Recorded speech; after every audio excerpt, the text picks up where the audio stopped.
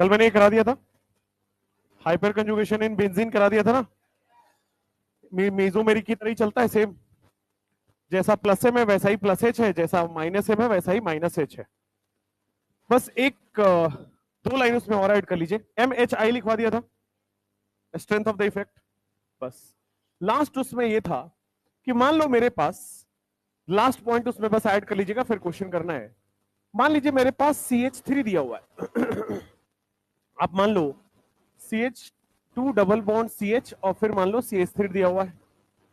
दूसरा क्वेश्चन दिया हुआ है CH2 डबल बॉन्ड CH और यहां पे CD3 लगा हुआ है।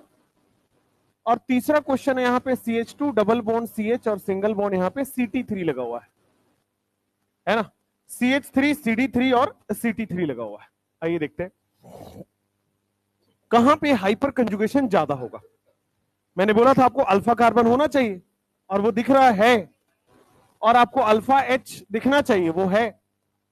एच का ही तो ये दूसरा आइसोटोप है, एच का ही तीसरा आइसोटोप है।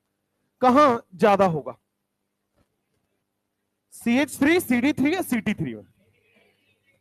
देखिए आपने पढ़ा था इंडक्टिव इफेक्ट में CH CD और CT, तो आपने पढ़ा होगा इंडक्टिव में ये वाला ज्यादा होता है ना, जो भारी होता है उसका इंडक्टिव ज्यादा होता है, ये मैंने कराया था।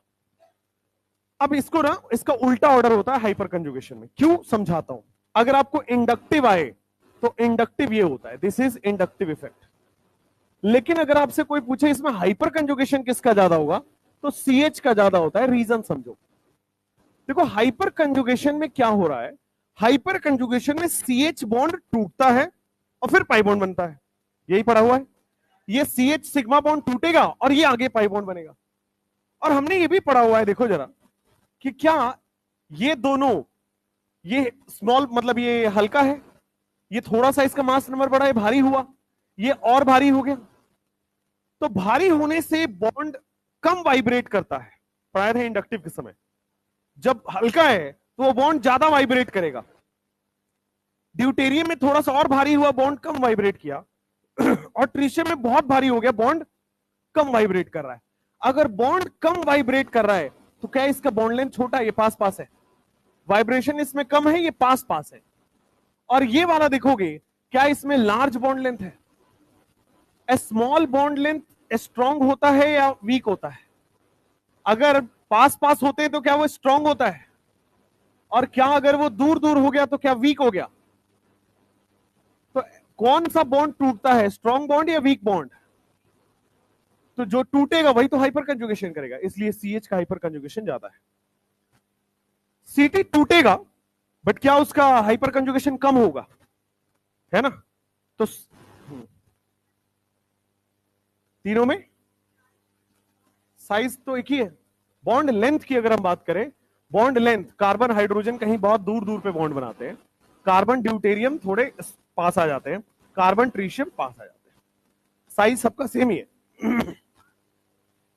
हाँ, जब आपके पास हाइड्रोजन ड्यूटेरियम और ट्रीशियम है, मास नंबर बढ़ रहा है, तो हाइड्रोजन क्या हल्का है, हल्का है तो क्या ज्यादा वाइब्रेट होगा? ड्यूटेरियम है तो कम वाइब्रेट होता है, छोटा बॉन्ड है। ट्रीशियम और भारी हो गया तो बहुत कम वाइब्रेट होता है, इस वजह से ऐसा होता है। ठीक है, तो आपके पास this is the hyperconjugation का ऑर्डर। जो लंबा बॉन्ड है वो वीक बॉन्ड है, और वीक बॉन्ड है तो टूट जाएगा, टूट जाएगा तो हाइपर कंजुगेशन कर जाएगा। तो ये याद रखेंगे, जो इंडक्टिव का ऑर्डर है उसी का उल्टा ऑर्डर हो जाता है हाइपर कंजुगेशन। और हमने यही चीज इंडक्टिव में पढ़ाया था। इंडक्टिव में CT का बॉन्ड छोटा था, तो सारा का सारा इलेक्ट्रॉन कार्बन के पास ही है, तो ये डोनेट कर पा रहा था। क्या यहां पे इलेक्ट्रॉन दूर दूर चले गए? यहां पे इलेक्ट्रॉन बहुत दूर दूर हो गया, तो जो पास है वो डोनेट करेगा, जो दूर है वो कम डोनेट करेगा। तो इंडक्टिव में तो इसका ज्यादा था क्योंकि पास है इलेक्ट्रॉन, बट हाइपर कंजुगेशन में बॉन्ड टूटना है तो कौन टूटेगा? वीक वाला। तो हाइपर कंजुगेशन उसका उल्टा हो जाता है। ठीक है, ये याद रखेंगे। CH का जल्दी से फटाफट से एक पॉइंट नोट कर लें। तो इस क्वेश्चन का आंसर क्या आया?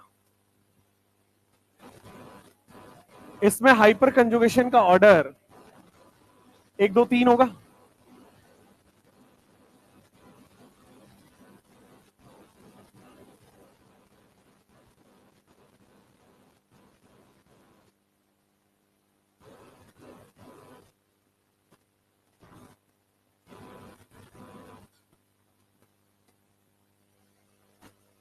मान लो आपके पास कार्बोकेटाइन दिया है और वहां पे आपको CH3 लगा दिया, दूसरे में कार्बोकेटाइन लगा के CD3 लगा दिया, और तीसरे में कार्बोकेटाइन लगा के CT3 लगा दिया। जब भी आपके पास स्टेबिलिटी का क्वेश्चन है, यहां पे पूछा जा रहा है स्टेबिलिटी बताना इन तीनों में, तो जब भी आपको स्टेबिलिटी का क्वेश्चन आएगा, सबसे पहले क्वेश्चन में क्या देखोगे? मीजोमेरिक। मीजो क्या रेजोनेंस हो रहा है? नहीं हो रहा है, मीजोमेरिक नहीं आएगा। क्या आप हाइपर कंजुगेशन सोचोगे अब? तो हाइपर कंजुगेशन किसका ज्यादा होता है? क्या 1 greater than 2 greater than 3 stability आ जाएगा? इसी क्वेश्चन को आप इंडक्टिव में किए थे, वहां पे 3 to 1 लिखे थे, बट जब हाइपर कंजुगेशन आ गया तो वो रॉन्ग हो गया। अब सही ऑर्डर क्या है? ये वाला 1 2 3। पहले हाइपर कंजुगेशन देखना है, अगर हाइपर कंजुगेशन से सॉल्व ना हो तो इंडक्टिव इफेक्ट लगाना है।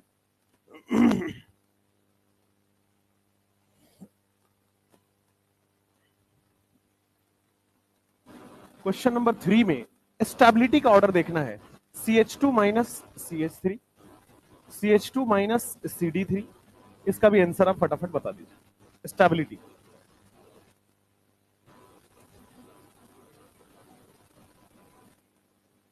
3 2 1 या 1 2 3? इसमें 1 2 3 क्यों नहीं लग रहा? देखिए ध्यान से, सबसे पहले मीजोमेरिक सोचोगे, रेजोनेंस नहीं है, मीजोमेरिक नहीं आएगा। फिर आप हाइपर कंजुगेशन सोचोगे, लेकिन कार्बोनाइन में हाइपर कंजुगेशन लगता है? नहीं लगता है, तो क्या इंडक्टिव लगेगा? इंडक्टिव में इसका प्लस आई ज्यादा है या कम है? और इसका प्लस आई क्या है? ज्यादा है। तो ध्यान दीजिए, माइनस चार्ज को प्लस आई अनस्टेबल करता है, ये भी अनस्टेबल कर रहा है, लेकिन ये ज्यादा लग रहा है तो ज्यादा अनस्टेबल हो गया। तो स्टेबल कौन है? 1 2 3 है ना। हमेशा इंडक्टिव ज्यादा है तो स्टेबिलिटी थोड़ी ज्यादा हो जाएगी। इंडक्टिव ज्यादा है, देखना पड़ेगा प्लस आई ज्यादा है माइनस आई ज्यादा है। अगर नेगेटिव चार्ज होता, माइनस आई लग रहा होता तो स्टेबल होता, नेगेटिव चार्ज में प्लस आई तो अनस्टेबल कर रहा है।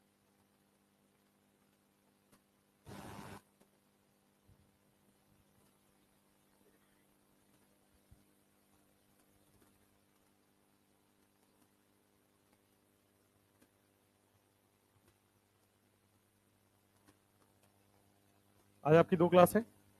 2 ही है? आपने वो देख लिया NCERT? बहुत कुछ खास तो नहीं था, सारा कुछ नोट्स में ही था। 14 लाइंस हैं, बस देख लीजिएगा जल्द टाइम निकाल के। आज मैं पूरा IUPAC वहां करा दूंगा, उसमें भी कुछ 20 लाइन है टोटल। NCERT में IUPAC के नाम पे 20 लाइन लिखा हुआ है, वो भी मैं करा दूंगा आज। और आइसोमेरिज्म के क्वेश्चन डाल दिए हैं, मिला है? ठीक है, टेलीग्राम पे डाल दिया था, व्हाट्सएप पे भी डाल दिया था।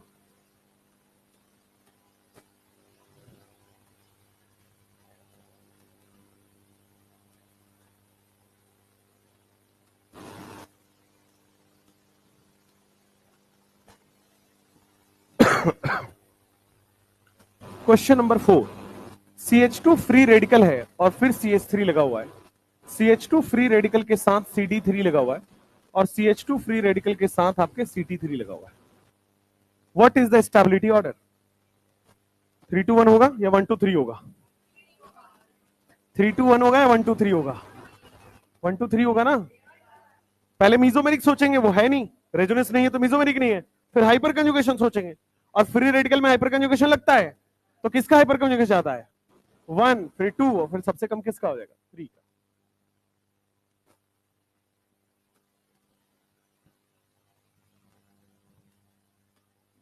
पहले मीजोमेरिक, मीजोमेरिक तब होगा जब रेजोनेंस होगा, फिर हाइपर कंजुगेशन, और फिर इंडक्टिव। सीधा इंडक्टिव मत लगाना। क्या? हाँ, तुम लेट आए हो।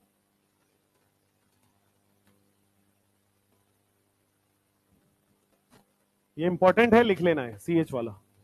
इंडक्टिव का उल्टा ऑर्डर होता है हाइपर कंजुगेशन का।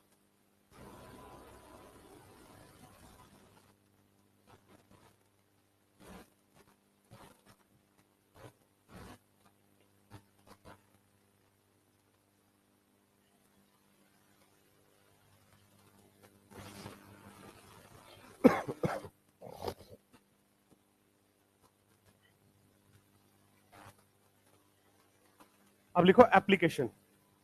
Application of hyper conjugation. हो गया?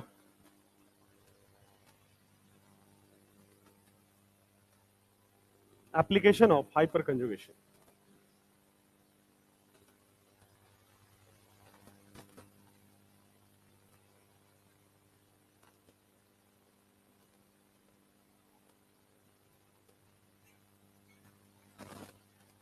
आज की क्लास और इसके बाद की क्लास में 2 क्लास और है, जीओसी। उसके बाद नहीं खत्म नहीं होगा, उसके बाद वापस जीओसी स्टार्ट होगा, फिर से स्टेबिलिटी ऑफ द कार्बोकेटायन, फिर स्टेबिलिटी ऑफ कार्बन आयन, वापस पढ़ना होता है। अभी तो आपने अलग अलग पढ़ा ना, मीजोमेरिक में अलग, इंडक्टिव में अलग, यहां अलग। अब एक जगह पढ़ोगे सब मिला के, तो उसमें पढ़ना नहीं है, उसमें क्वेश्चन करना बेसिकली। एक ही क्वेश्चन में सारे लग रहे होंगे। वहां पे डांसिंग रेजोनेंस भी लग रहा होगा, वहां पे ट्रोपोलियम आयन भी लग रहा होगा, एंड सो एंड सो।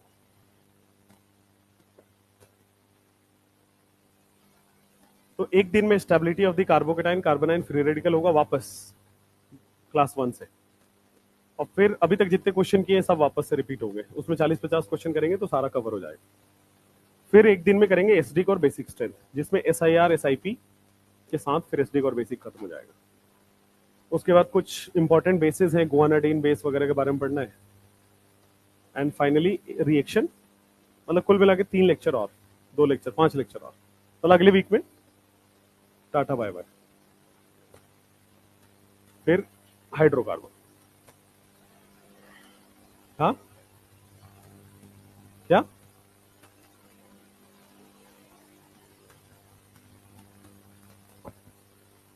उसके बाद हाइड्रोकार्बन में एक नए टीचर आएंगे।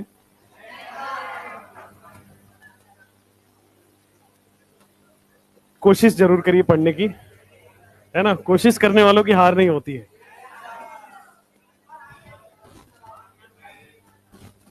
है ना। सुधांशु से पढ़ाएंगे आपको, है ना। अरे इनऑर्गेनिक पढ़ रहे हो, ऑर्गेनिक भी पढ़ो, सोचो मंडे से सैटरडे तक। अरे सर के पास टाइम नहीं है, कोई और है। मर्सिडीज का शीशा मोड़ दोगे तुम? गधे लोग हैं। लिखो application of hyper conjugation. Application of hyper conjugation.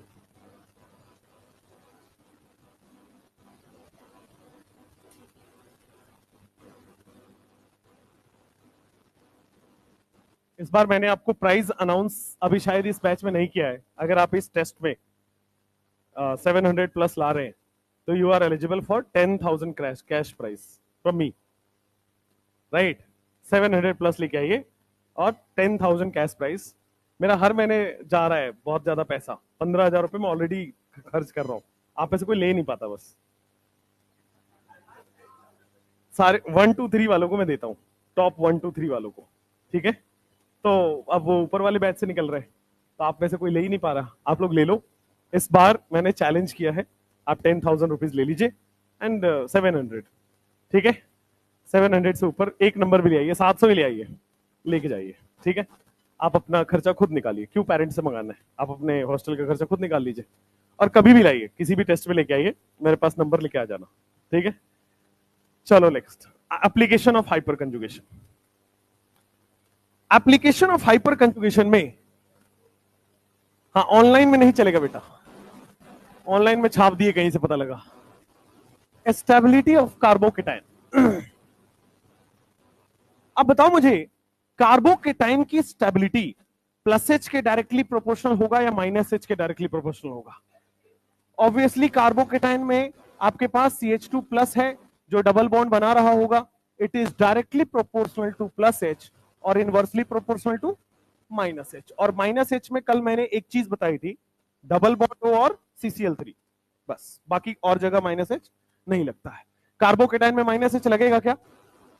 नहीं लगेगा, नहीं लगेगा, डबल बॉन्ड और CCl3। इसमें कार्बोकेटायन कहां है? Stability of carbon ion. Carbon ion में क्या माइनस एच के डायरेक्टली प्रोपोर्शनल या प्लस एच के डायरेक्टली प्रोपोर्शनल? कार्बन आयन में हाइपर कंजुगेशन नहीं होता है, दिमाग खोल के पढ़िए। कार्बन आयन में हाइपर कंजुगेशन नॉट एप्लीकेबल। इसको किससे देखोगे? मीजोमेरिक और इंडक्टिव। हाइपर कंजुगेशन यहां पे ना लगाना, केवल मीजोमेरिक या इंडक्टिव लगता है, बाकी नहीं लगता है। उसके बाद तीसरा, साथ साथ में लिखते रहो, तीसरा stability of free radical. Free radical में हाइपर कंजुगेशन लगता है, किसके डायरेक्टली प्रोपोर्शनल होगा? क्या ये कार्बोकेटाइन की तरह चलता है? और कार्बोकेटाइन की तरह चलता है तो प्लस एच के डायरेक्टली प्रोपोर्शनल और माइनस एच के इनवर्सली प्रोपोर्शनल। क्वेश्चन नंबर 4, क्या hyper conjugation free radical carbocation के अलावा पाई बॉन्ड में भी लगता है? यानी कि अगर एल्कीन की स्टेबिलिटी की बात हो तो क्या हम हाइपर कंजुगेशन ही लगा पाएंगे? स्टेबिलिटी ऑफ एल्कीन केवल और केवल हाइपर कंजुगेशन के ही डायरेक्टली प्रोपोर्शनल होगा, directly proportional to number of alpha H, directly proportional to number of alpha H. Alkene में और कौन सा इफेक्ट लगता है? क्या मीजोमेरिक आपने एल्कीन में पढ़ा था? एल्कीन के लिए स्पेसिफिकली नहीं पढ़ा था ना, तो पाई बॉन्ड है, कंजुगेटेड पाई बॉन्ड है। रेजोनेंस एल्कीन में होगा, लेकिन अगर आप स्टेबिलिटी ऑफ द एल्कीन की बात करेंगे तो वहां हाइपर कंजुगेशन से भी होगा। मीजोमेरिक के बाद हाइपर कंजुगेशन भी लगा सकते हैं, है ना? तो मीजो उसमें इंडक्टिव नहीं लगेगा, बाकी चीजें नहीं लगेगी, बट चलो ठीक है। नेक्स्ट, एसिडिक स्ट्रेंथ या बेसिक स्ट्रेंथ की बात कर लेते हैं। एसिडिक स्ट्रेंथ किस पे डिपेंड करता है? कार्बोनाइन पे या कार्बोकेटाइन पे? कार्बोनाइन पे। तो क्या यहां पे हाइपर कंजुगेशन का रोल होगा? नहीं होगा। एसिडिक स्ट्रेंथ का कार्बोनाइन पे डिपेंड करता है और यहां पे हाइपर कंजुगेशन का कोई रोल नहीं है। सिक्स्थ, बेसिक स्ट्रेंथ की अगर हम बात करेंगे, वो किस पे डिपेंड कर रहा था? कार्बोकेटाइन पे। तो कार्बोकेटाइन किस पे डायरेक्टली प्रोपोर्शनल होगा? प्लस एच के, और माइनस एच के इनवर्सली प्रोपोर्शनल। बस यहां पे मुझे ये बताना था कि अगर एल्कीन की स्टेबिलिटी आए तो मीजोमेरिक तो आप देखते ही हो, मीजोमेरिक तो आप देखते ही हो, हाइपर कंजुगेशन भी देखना होता है एल्कीन में।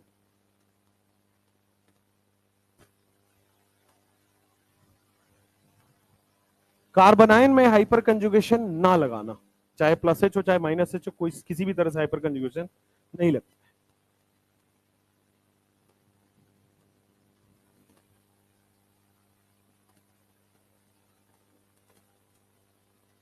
एल्कीन में अगर रेजोनेंस ना हो तो second step is hyper conjugation. Alpha H देख लीजिए, जितना अल्फा एच होगा उतना हाइपर कंजुगेशन होगा, उतनी स्टेबिलिटी आएगी।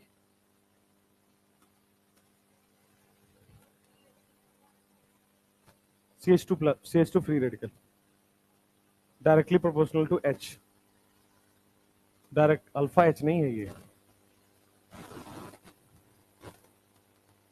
Directly proportional to plus H, inversely proportional to minus H.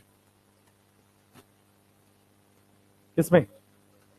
ये नंबर ऑफ अल्फा एच है वो। हाँ,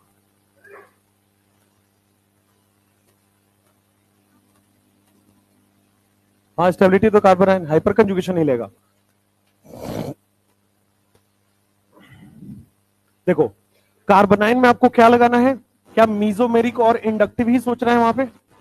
यहां भी आप क्या सोचोगे? मीजोमेरिक और inductive. Hyper conjugation not applicable, but mesomeric और इंडक्टिव से तो आंसर आएगा ना।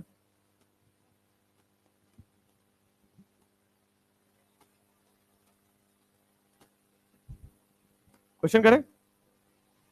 चलो जल्दी जल्दी जल्दी।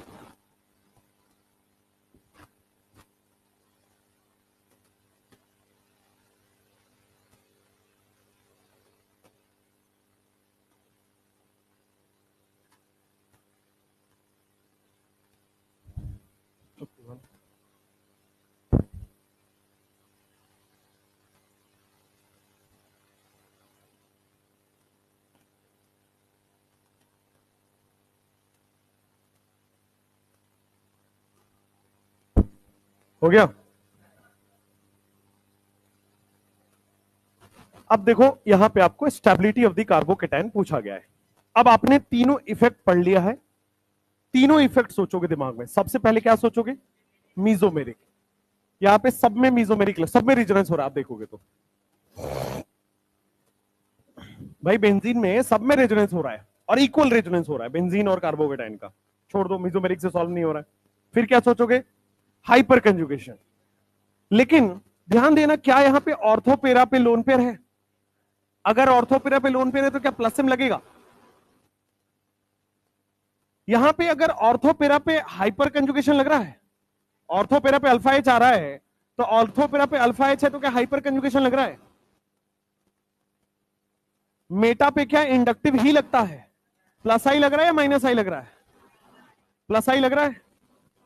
इसका प्लस आई लग रहा है, इसका प्लस आई लग रहा है, माइनस आई लग रहा है, प्लस आई। क्या इसका प्लस आई ज्यादा होता है? CD3 का plus I as compare to CH3 ज्यादा हो जाता है। हाँ, प्लस एम ही होता है OH का। अब देखो आपके पास सबसे ज्यादा स्ट्रॉन्ग इफेक्ट कौन है? मीजोमेरिक। तो क्या सबसे स्टेबल करेगा? फिर हाइपर कंजुगेशन है तो क्या उससे कम स्टेबल करेगा? फिर इंडक्टिव में 4 या 3? 4 वाला ना, मतलब डी ऑप्शन। फिर C ऑप्शन। क्या यही आंसर आ रहा है? तो आपको सिंपली यही क्वेश्चन करना होता है कि पहले मीजोमेरिक सोचना है, फिर हाइपर कंजुगेशन सोचना है, और फिर इंडक्टिव सोचना है। जैसे मान लो आपके पास ये क्वेश्चन दोनों आया, क्या मीजोमेरिक है? क्या मीजोमेरिक है? क्या हाइपर कंजुगेशन है? ऑर्थो पेरा पे अल्फा एच आने से क्या हाइपर कंजुगेशन होता है? क्या यहां पे प्लस एच लग रहा है? यहां पे भी लग रहा है। और हमने पढ़ा है इक्वली लगता है, ऑर्थो पे जितना लगता है उतना ही पैरा पे। क्या लिखा था? Distance independent. जैसे मीजोमेरिक डिस्टेंस इंडिपेंडेंट है, वैसे ये भी डिस्टेंस। तो अगर मीजोमेरिक से सॉल्व नहीं हुआ तो क्या इंडक्टिव सोचेंगे? क्या ये इंडक्टिव प्लस आई लगा रहा है? ज्यादा लगा रहा है क्या? पास में है तो ज्यादा लगाएगा, और दूर है तो माइनस आई लेस हो गया। क्या वो प्लस चार्ज को प्लस आई ज्यादा स्टेबल कर रहा है, यहां कम स्टेबल कर रहा है? तो stability order B greater than A आ जाएगा। इसमें सोचो, क्या क्या आपके पास ऑर्थोपेरा पे लोन पेयर है? तो ऑर्थोपेरा पे लोन पेयर देखते ही प्लस एम आएगा दिमाग में, इसका भी प्लस एम आएगा दिमाग में। अब सोचो, दोनों जगह प्लस एम तो बराबर लगता है, अब प्लस एम से हो नहीं रहा, हाइपर कंजुगेशन सोचो, लगेगा क्या? ऑर्थोपेरा पे अल्फा एच नहीं है तो हाइपर कंजुगेशन नहीं लगेगा। तो आपके पास मीजोमेरिक से हो नहीं रहा, हाइपर कंजुगेशन से हो नहीं रहा, तो क्या इंडक्टिव लगेगा? इंडक्टिव माइनस आई लग रहा है या प्लस आई?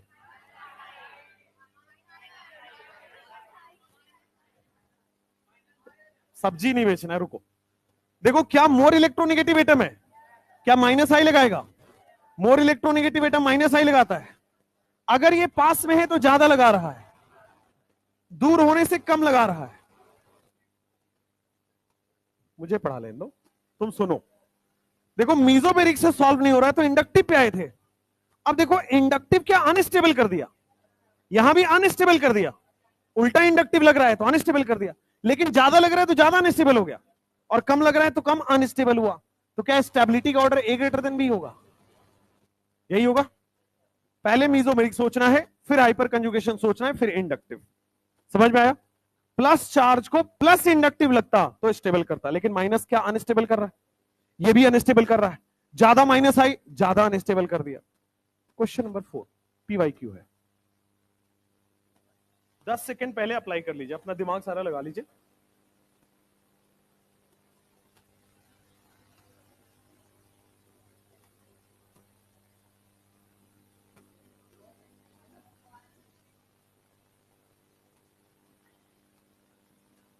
मन में रखिए, सॉल्व करते हैं अभी।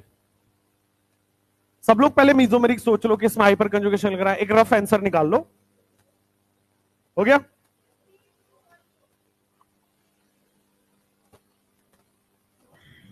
तो यार ग्लास रखने की जगह नहीं छोड़ते तो क्या होता है? चलिए आइए क्वेश्चन देखते हैं। देखो, अब मैं करा रहा हूं, आप लोग सुनोगे। क्या सबसे पहले वाले क्वेश्चन में पैरा पे अल्फा एच दिख गया तो क्या हाइपर कंजुगेशन होगा? यहां ऑर्थो पे अल्फा एच दिख गया तो हाइपर कंजुगेशन होगा? क्या यहां पे, आप लोग सुनोगे, क्या यहां पे लोन पेयर दिख गया पैरा पे तो क्या प्लस एम दिख गया? यहां पे ऑर्थो पे लोन पेयर दिख गया तो प्लस एम दिख गया। अच्छा, तो ये पता हो गया कि 3 और 4 ज्यादा स्टेबल होगा एज कंपेयर टू 1 2, है ना। मीजोमेरिक उसमें लग रहा है, स्ट्रॉन्ग इफेक्ट लग रहा है। अब मीजोमेरिक के बाद हाइपर कंजुगेशन लग नहीं रहा, अल्फा एच है नहीं, तो क्या इंडक्टिव सोचेंगे? क्या मोर इलेक्ट्रोनेगेटिव है तो माइनस आई लगाएगा, मोर इलेक्ट्रोनेगेटिव है तो माइनस आई लगा रहा है, लेकिन माइनस आई क्या ज्यादा लगा देगा? ये पास पास में है, और माइनस आई क्या कम लगा रहा है? अब देखो, माइनस आई स्टेबल कर रहा है अनस्टेबल कर रहा है? उल्टा है, तो अनस्टेबल हो रहा है। ज्यादा लग रहा है तो ज्यादा अनस्टेबल हो गया। तो क्या सी ज्यादा है as compare to D? C ज्यादा है as compare to D, minus I उसमें ज्यादा लग के ज्यादा अनस्टेबल कर दिया। अब आ जाओ इस दोनों में, यहां दोनों में हाइपर कंजुगेशन लग रहा है, इससे सॉल्व होगा नहीं, बराबर लगता है। तो क्या इंडक्टिव सोचोगे? प्लस आई कम लग रहा है, दूर है, और क्या यहां पे प्लस आई ज्यादा लग रहा है, पास है। क्या इंडक्टिव स्टेबल करेगा अनस्टेबल करेगा? स्टेबल करेगा। तो क्या पास में है तो ज्यादा स्टेबल कर दिया, दूर है तो कम स्टेबल किया है, तो क्या सी डी बी ए आ जाएगा? क्या यही आंसर होगा? यही है, आसान है। सिंपल क्वेश्चंस आते हैं पीवाईक्यूज में भी। कुछ और करें,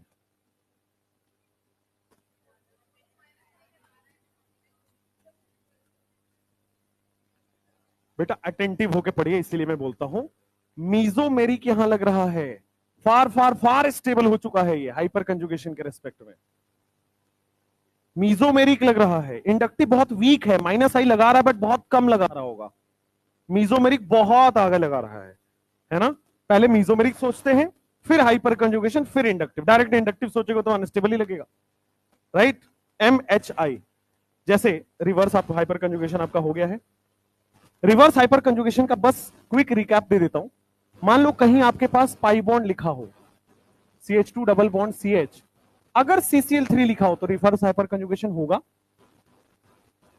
या तो बेंजीन से CCl3 लग रहा हो, वहां पे हाइपर कंजुगेशन होगा, -H। समझ में आया? या तो पाई बॉन्ड से लगा हो या तो बेंजीन से लगा हो, बाकी और कहीं पे हाइपर रिवर्स हाइपर कंजुगेशन नहीं होगा। केवल इन दोनों, कल हमने लिखवाया था ये वाला -H और -H, कल हमने करा दिया था। चलो नेक्स्ट, इनका स्टेबिलिटी का ऑर्डर बताओ। कार्बोनाइन है इस बार, ध्यान से करना है। What will be the order of the stability? पहले मीजोमेरिक, फिर हाइपर कंजुगेशन, फिर इंडक्टिव। 10 सेकेंड लो, आराम से सोचो, फिर मैं करूंगा। मन में सोचो, मन में। हो गया सबका? हो गया, मन में आ गया, एक एक रफ आंसर आ गया। अब मैं सॉल्व करता हूं। देखो, मीजोमेरिक नहीं लग रहा है ना। CCl3 देखते ही एक चीज दिमाग में आएगा, -H। तो ऑर्थो पे है, तो ऑर्थोपेरा पे हाइपर कंजुगेशन लगता है -H, और यहां पे भी लग जाएगा -H, ऑर्थोपेरा पे -H लगता है। अब दोनों जगह तो बराबर लगेगा, हाइपर कंजुगेशन तो ऑर्थो पे पैरा पे बराबर लगता है। तो क्या सोचेंगे? इंडक्टिव। -I की +I? -I। क्या ये कार्बन पे डेल प्लस प्लस प्लस आ चुका है? क्या ये और खींचने वाला कार्बन बन चुका है? तो क्या ये -I लगाएगा, और क्या ये -I लगाएगा? और सबसे बड़ी गलती कर रहे हैं, कार्बोनाइन में -H क्यों सोच रहे हो?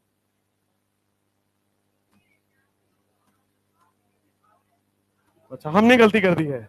यस सर, यस सर, तो अभी राग में राग मिला रहे थे मेरे गधों। कार्बोनाइन में रिवर्स हाइपर कंजुगेशन क्यों सोच रहे हो? कार्बोनाइन में ना +H होगा ना -H होगा भाई, वो तो पाई बॉन्ड में होगा, फ्री रेडिकल में होगा, कार्बोकेटाइन में होगा। कार्बोनाइन में रिवर्स हाइपर कंजुगेशन या +H कहां से लग गया? नहीं लगेगा ना। तो कार्बोनाइन में क्या मीजोमेरिक या इंडक्टिव ही लगेगा, हाइपर कंजुगेशन कार्बोनाइन में नहीं आएगा।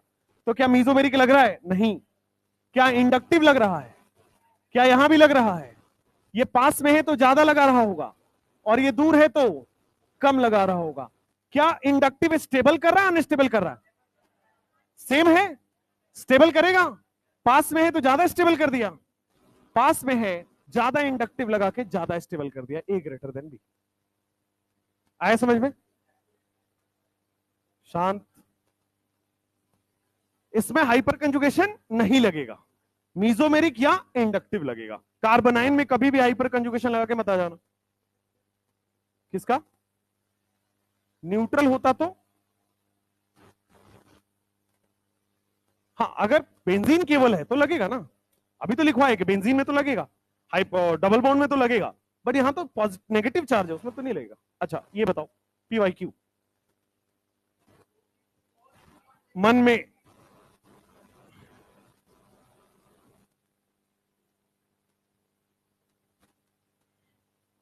पहले आप 10 सेकंड ले लो, दिमाग में एक रफ आंसर बना लो कि ठीक है यहाँ पे माइनस आई माइनस एच माइनस एम,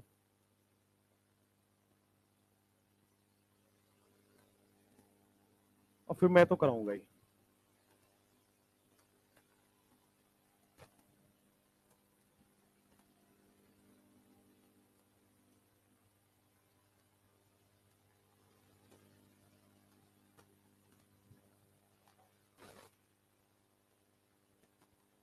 करें, मन में एक आंसर आ गया, करें आप। चलो सबसे पहले क्या सोचते हैं, मीजोमेरिक कार्बनाइन है तो या तो मीजोमेरिक या तो इंडक्टिव, हाइपर कंजुगेशन दिमाग में मत लाना।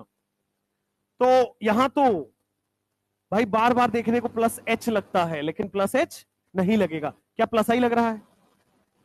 ये वाला माइनस आई लगा रहा है क्या? Delta plus plus plus. क्या ये वाला प्लस आई लग रहा है? क्या ये वाला भी माइनस आई लगा रहा है? ठीक है, तो ये ग्रुप्स जानबूझ के कंफ्यूजन के लिए प्लस एच माइनस एच की तरह दिए जाते हैं। बट क्या कार्बन आयन में प्लस एच माइनस एच लगता है? नहीं लगता है। क्या मीजोमेरिक या इंडक्टिव लगेगा? मीजोमेरिक तो नहीं लग रहा, तो इंडक्टिव सोचो। अब देखो, क्या प्लस आई अनस्टेबल करेगा? क्या ये वाला भी अनस्टेबल करेगा? लेकिन क्या बी और डी स्टेबल करेगा? माइनस चार्ज को माइनस आई स्टेबल करेगा, बी और डी स्टेबल कर रहा है। लेकिन क्या ये दूर है तो माइनस आई कम लगेगा, ये पास में लगा हुआ है तो क्या माइनस आई ज्यादा लग रहा है? तो अगर माइनस आई ज्यादा लग रहा है तो ज्यादा स्टेबल करेगा। तो डी ग्रेटर देन बी लिख दूं क्या? फिर देखो ध्यान से बोर्ड पे, ये भी अनस्टेबल, ये भी अनस्टेबल, लेकिन देखो पास में है तो ज्यादा लग रहा है तो ज्यादा अनस्टेबल, दूर है तो कम लग रहा है तो कम अनस्टेबल।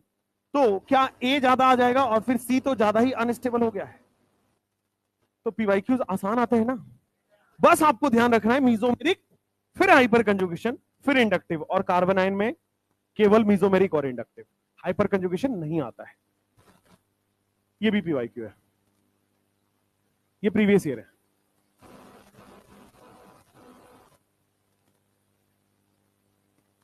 कार्बोकेटाइन है इस बार। अब आप देखोगे तो मैं केवल कार्बोकेटाइन या कार्बन आयन नहीं सोचवा रहा हूं, दोनों एग्जाम में ऐसे थोड़ी देगा कार्बोकेटाइन करिए, तो कुछ भी दे देगा। दिमाग दौड़ाइए, कार्बोकेटाइन है तो इसमें एम भी लगेगा, एच भी लगेगा, आई भी लगेगा।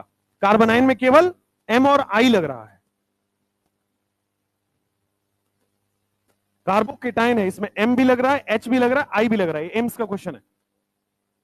हो गया? हो गया? अगर आप उसी तरीके से करोगे जिस तरीके से मैं बता रहा हूं, बहुत आसानी से होगा। देखो, कार्बोकेटाइन यानी कि एम एच आई तीनों लग रहा है। पहले मीजोमेरिक देख लो, क्या ये मीजोमेरिक लगाएगा ना? क्या मीजोमेरिक लगाएगा? क्या ये लगाएगा? लेकिन ये माइनस एम लगा रहा है, माइनस एम लगा रहा है। अच्छा बात है। उसके बाद क्या ये मीजोमेरिक इसमें, तो हाइपर कंजुगेशन सोचेगा माइनस एच लगा रहा है, यहां पे माइनस एच लग रहा है, लेकिन क्या यहां माइनस एच लगेगा? मेटा पे क्या लगता है? क्या इंडक्टिव ही लगता है, बता चुके हैं। और माइनस आई लगेगा क्योंकि कार्बन पे डेल प्लस प्लस। अच्छा, तो मीजोमेरिक यहां पे देखोगे तो क्या ये अनस्टेबल कर रहा है? ये भी अनस्टेबल कर रहा है, ये भी अनस्टेबल कर रहा है, और ये भी अनस्टेबल कर रहा है। लेकिन ये स्ट्रॉन्ग इफेक्ट है तो क्या ज्यादा अनस्टेबल हो चुका है? स्ट्रॉन्ग इफेक्ट है तो ज्यादा अनस्टेबल हो चुका है। अब ए बी सी में आ जाओ, क्या ध्यान दोगे इन दोनों में ये स्ट्रॉन्ग इफेक्ट लग रहा है, लेकिन क्या इसमें वीक इफेक्ट लग रहा है? तो ये कम अनस्टेबल हुआ है, तो बी तो सबसे ज्यादा ही स्टेबल हो जाएगा ना भाई। बी में सबसे वीक इफेक्ट लगा है तो सबसे कम अनस्टेबल हुआ है। अब देखो ए और सी में, यहां भी माइनस एच, यहां भी माइनस एच, तो माइनस एच से सॉल्व ना हो तो माइनस आई क्या कम लग रहा है? तो क्या कम अनस्टेबल कर रहा है? और माइनस आई यहां पे ज्यादा लग रहा है, तो क्या ज्यादा ज्यादा अनस्टेबल कर दिया। तो आपके पास ए फिर सी, क्या यही आंसर आएगा? क्लियर हुआ? पहले मीजोमेरिक फिर हाइपर कंजुगेशन फिर इंडक्टिव, उसी ऑर्डर में करेंगे, आंसर आएगा। ठीक है, उल्टा भी एग्जाम में हमेशा उल्टा आएगा, प्लस चार्ज में माइनस इफेक्ट लगा के देगा, ताकि आपको उल्टा सोचना है, कौन कम अनस्टेबल हो रहा है कौन कम स्टेबल हो रहा है, उस हिसाब से सोचना है। एग्जाम में इसी टाइप के क्वेश्चन आएंगे, ये प्रीवियस ईयर ही है। अब देखो जल्दी से बताते चलो,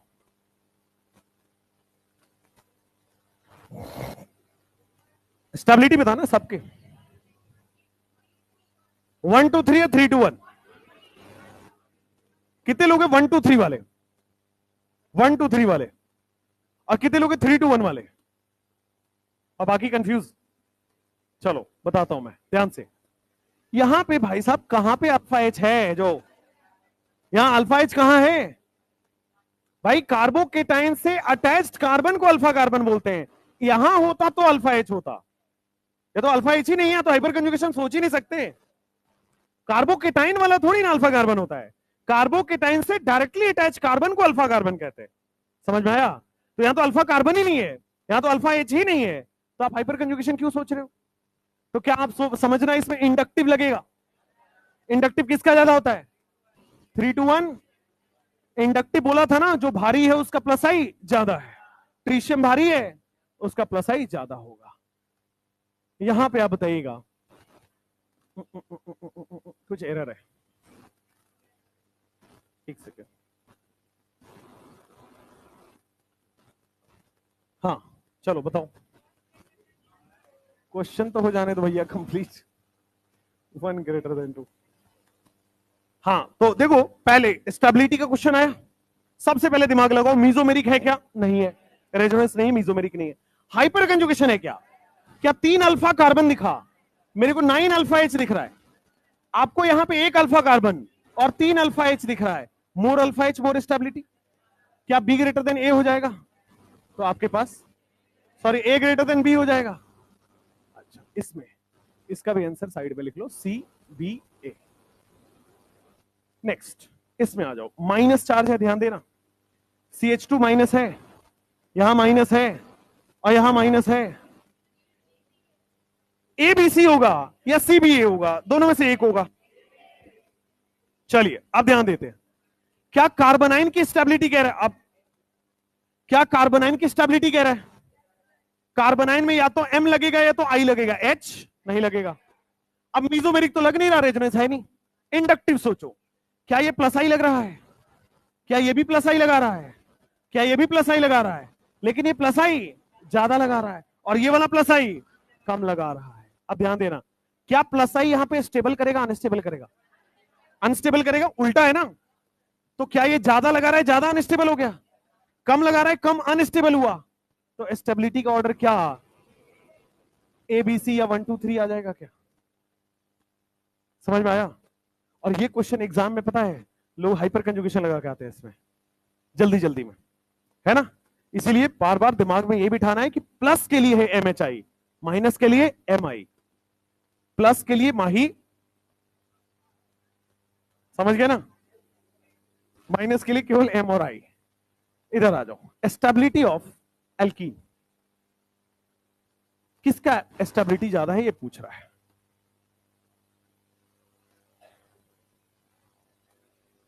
एल्कीन दिया हुआ है, C डबल बॉन्ड C दिख रहा है, बोल रहे कौन ज्यादा स्टेबल है, ए बी सी या सी बी ए या बी ए सी, जो भी हो।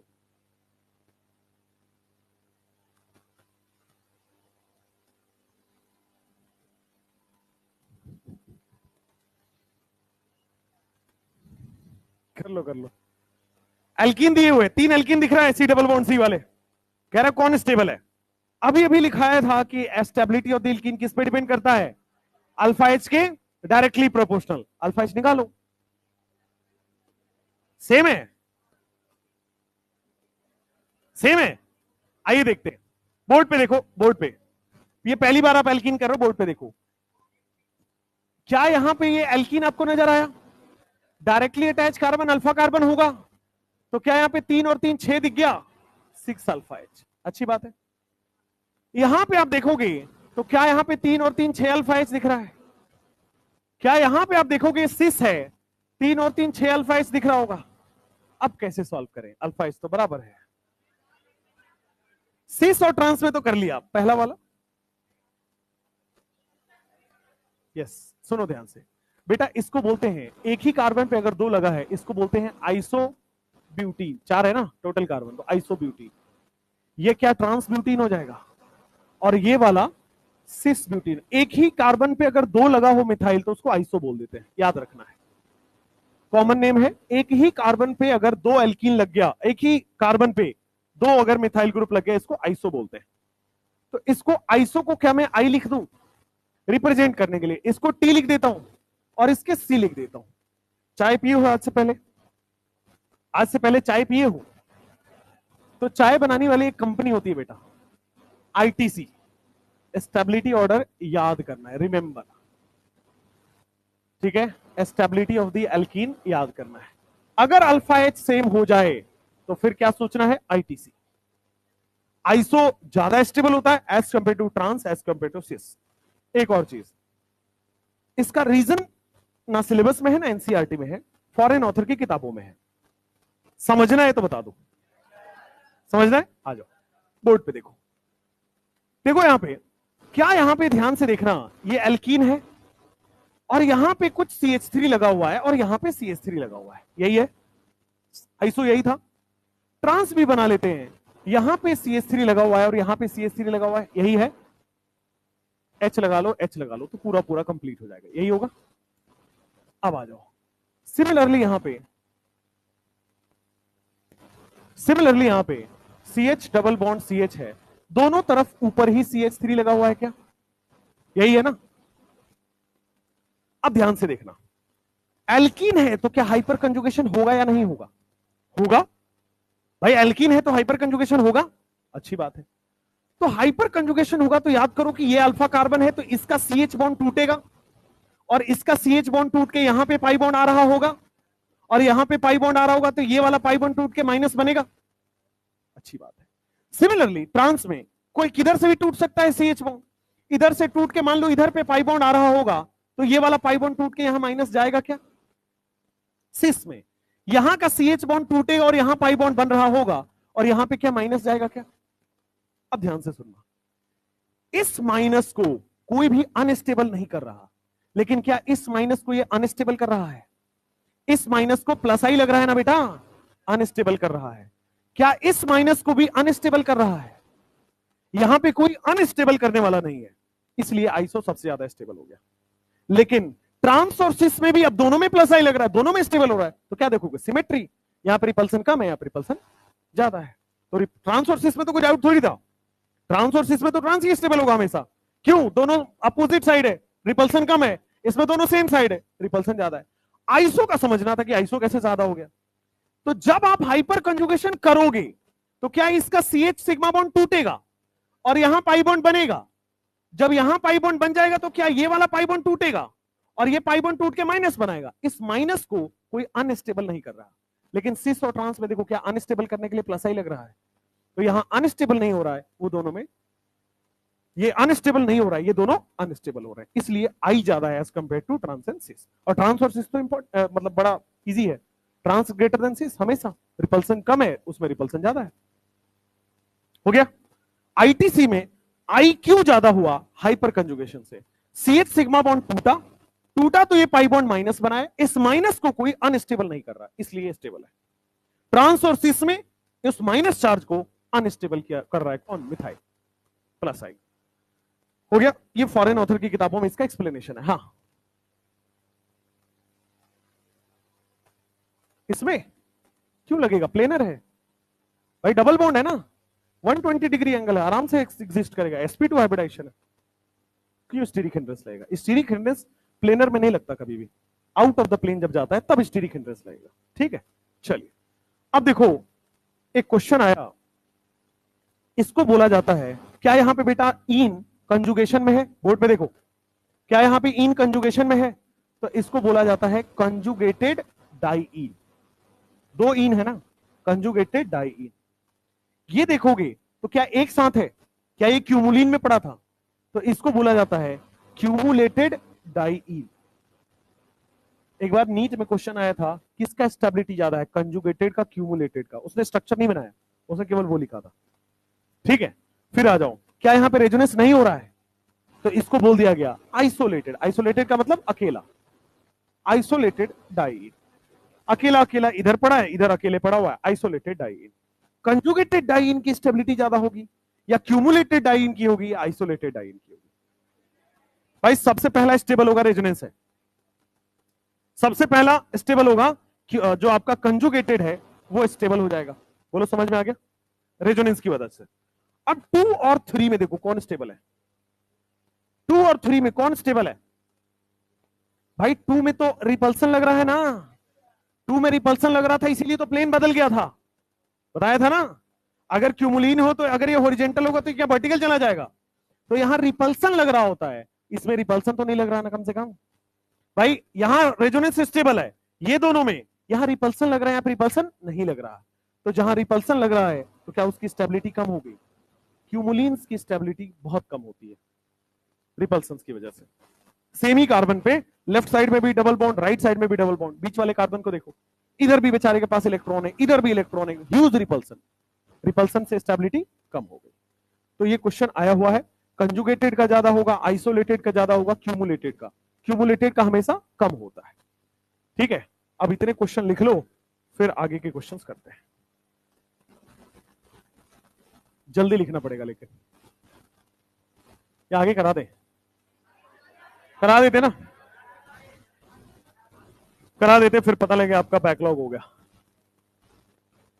देखो आपके पास कार्बोकेटाइन है, मन में सोचना है, सबको सॉल्व करना है एक्टिवली। ठीक है, सॉल्व को सॉल्व करना है एक्टिवली। कार्बोकेटाइन की स्टेबिलिटी है तो MHI लगेगा, MI लगेगा, MHI कार्बोकेटाइन है, MHI।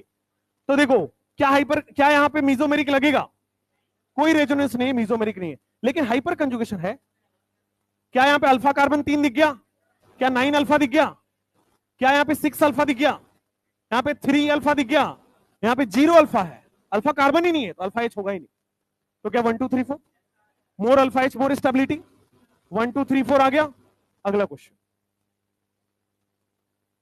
कार्बोकेटाइन है, MHI है या MI है, MHI है या MI है, MHI है। मीजोमेरिक लग रहा है क्या, रेजोनेंस नहीं है, मीजोमेरिक नहीं लगेगा। अब सोचो हाइपर कंजुगेशन लग रहा है, हाँ, क्या यहां पे 2 हाइड्रोजन 2 हाइड्रोजन और 3 हाइड्रोजन, 2 हाइड्रोजन 2 हाइड्रोजन 3 7 हाइड्रोजन है क्या, यहां पे 3 और 1 क्या 4 है,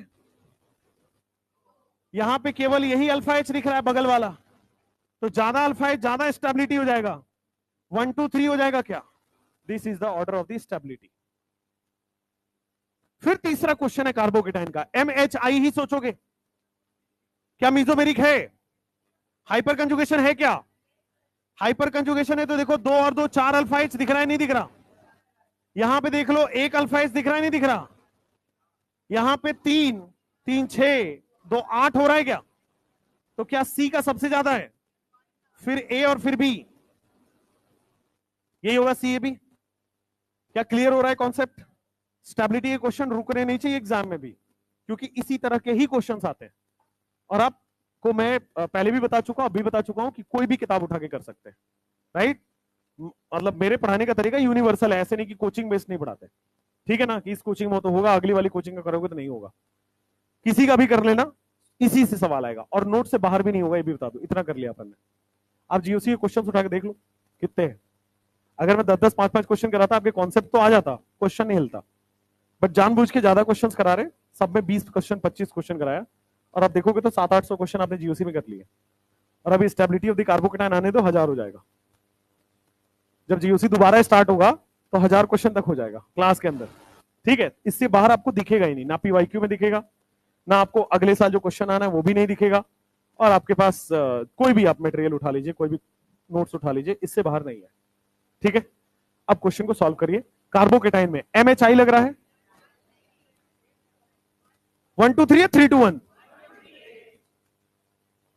1 2 3 या 3 2 1, आइए। मीजोमेरिक तो नहीं है, हाइपर कंजुगेशन है, क्या यहां पे 9 अल्फा एच दिख रहा है, यहां पे 9 अल्फा डी दिख रहा है, और यहां पे 9 अल्फा टी दिख रहा है, लेकिन एच का ज्यादा डी का टी का, एच का, तो क्या एबीसी हो जाएगा। नेक्स्ट क्वेश्चन,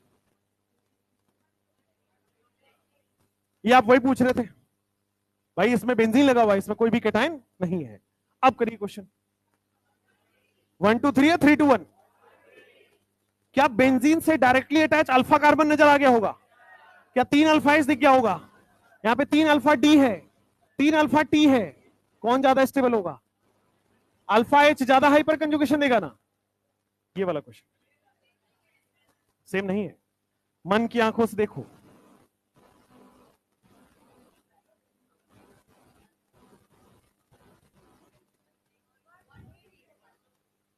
1 2 3 होगा इस बार? कितने लोग कह रहे हैं 1 2 3 होगा? -1 है बेटा, 3 to 1 है रे गधो।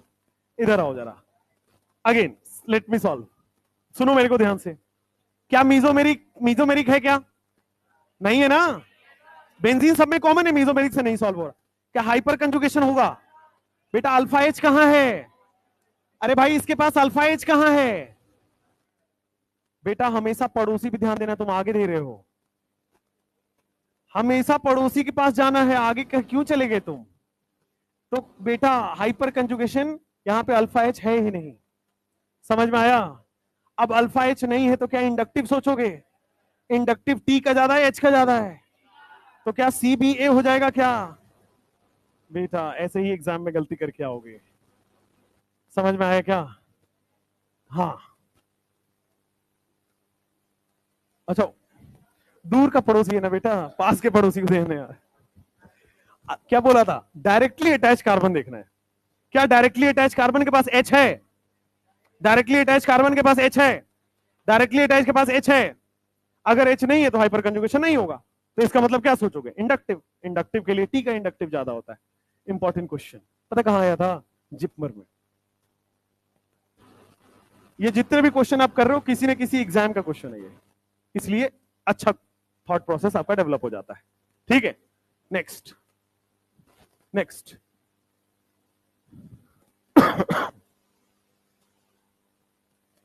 ये आसान है। 1 2 या 2 1? 1 2 क्यों? हाँ, क्या पहले मीजोमेरिक या रेजोनेंस सोचना है? तो क्या इस वाले में रेजोनेंस हो रहा है और इस वाले में रेजोनेंस? ऐसे ही देख के बता सकते हो, ऐसे ही देख के बता सकते हो। इसमें रेजोनेंस हो रहा है, इसमें हाइपर कंजुगेशन हो रहा है। चलो रेजोनेंस स्ट्रांग होगा, मीजोमेरिक स्ट्रांग होगा। चलो 8 वाले में, सेकंड एंड फर्स्ट, क्या रेजोनेंस या मीजोमेरिक लगेगा? नहीं। क्या हाइपर कंजुगेशन सोचेंगे? क्या 2 अल्फा 2 4 5 अल्फा हो गया, 3 6 7 अल्फा हो गया, बी ग्रेटर देन ए हो गया। नेक्स्ट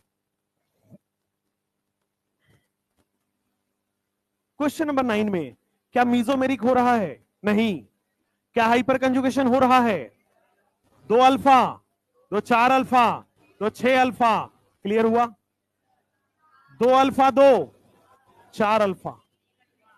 क्या यहां एक और 2 3 अल्फा हो गया? यहां पे केवल 2 अल्फा है। किसका अल्फा ज्यादा है? एबीसीडी है? बस बस बस, खिचड़ी मत बनाओ इसको। एबीसीडी मीजोमेरिक है, फिर आपके पास हाइपर कंजुगेशन है। बहुत कम चांसेस होंगे जहां पे इंडक्टिव केसेस आए। इंडक्टिव आएगा तो ऐसा आएगा जो आपसे शायद ना हो।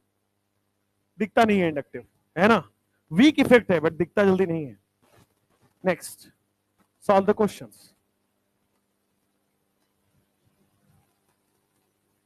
क्या मीजोमेरिक लग रहा है?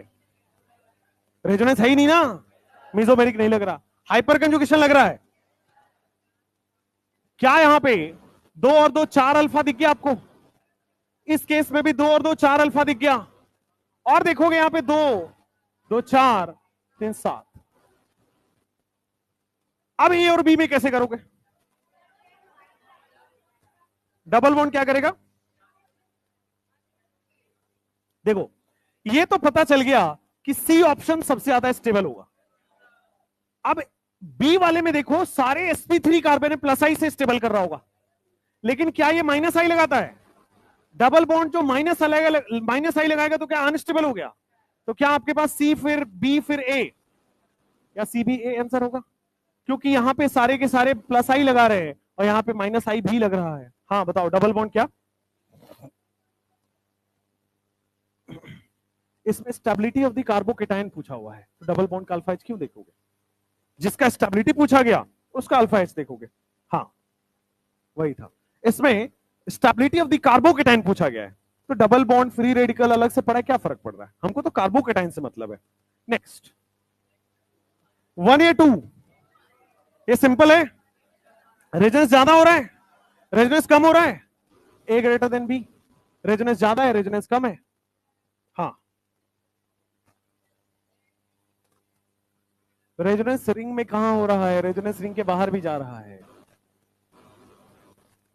कंजुगेशन बाहर भी तो है, प्लस चार्ज देखो ना बाहर भी तो है, रिंग में भी होगा लेकिन पाई सिग्मा चार्ज बाहर भी तो है, तो इसका मतलब प्लस चार्ज रेजोनेंस में है, पूरे रिंग के साथ है, और यहां पे केवल 3 कार्बन के साथ है। मोर resonance more stability. Question number 12, क्या हाइपर कंजुगेशन से सॉल्व होगा?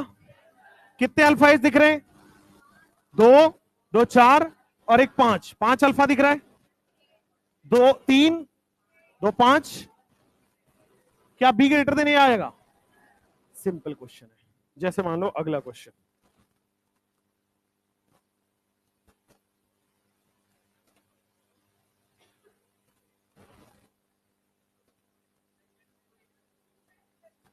क्या मीजोमेरिक लग रहा है? नहीं। क्या हाइपर कंजुगेशन लग रहा है? क्या 2 अल्फा दिखा?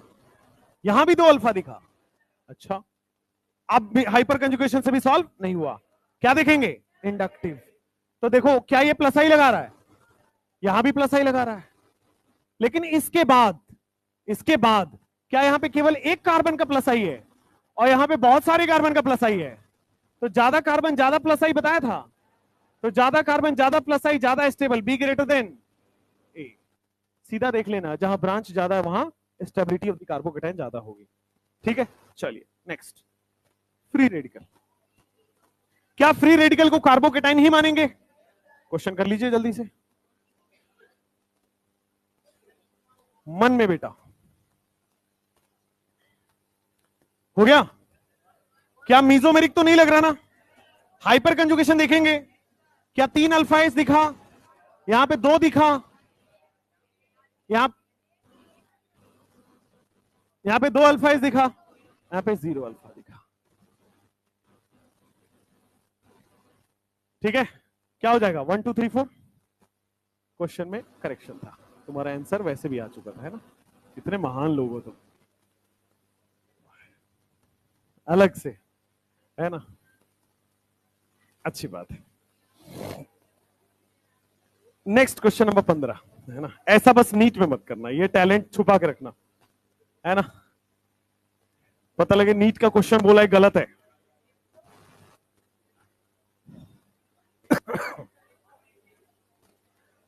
बेटा मन में करो, मन में। देखो क्या यहां रेजोनेंस हो रहा है पहले वाले में, दूसरे वाले में नहीं लग रहा, तो ए तो सबसे ज्यादा स्टेबल हो गया। अब यहां पे रेजोनेंस नहीं लग रहा तो क्या हाइपर कंजुगेशन? तो क्या 2 3 5 और 3 8, 8 अल्फा एच हो गया। यहां पे क्या 6 है क्या? तो क्या ज्यादा अल्फा एच ज्यादा स्टेबिलिटी? तो ए के बाद बी, बी के बाद, इसमें कहां ही डाउट है। ये अच्छा बताया तुमने, सी फॉर कैट। पीएच क्या है? Very nice. किसको किसको फॉस्फीन दिख रहा है? फॉस्फीन नहीं है बेटा, वो PH3 है ये।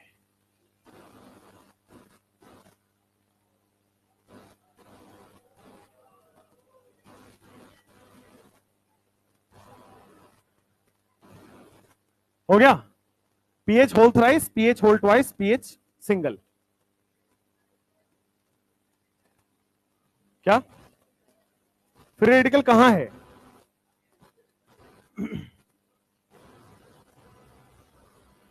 एसएमई की नौकरी चली जाएगी यार बेटा, वैसे अब तो दिख रहा होगा सब कुछ। अब मेरे को अपने एसएमई से पूछना पड़ेगा, उसने फॉस्फीन तो नहीं समझ लिया, मैंने तो पीएच लिख के दिया था। हम लोग क्या करते हैं, क्वेश्चंस लिख के देते हैं कि ये क्वेश्चंस कल की पीपीटीज में होनी चाहिए, तो अब वो क्या बनाता है, तो क्या समझता है क्या बनाता है वही जानता है। खैर, ये सारे क्या, देखो पता नहीं क्या तो आपके मन में डाउट आ जाता है, मैं खुद कंफ्यूज हो जाता हूं कि ये कैसे पूछ सकते हो तुम लोग, है ना? चलो नेक्स्ट,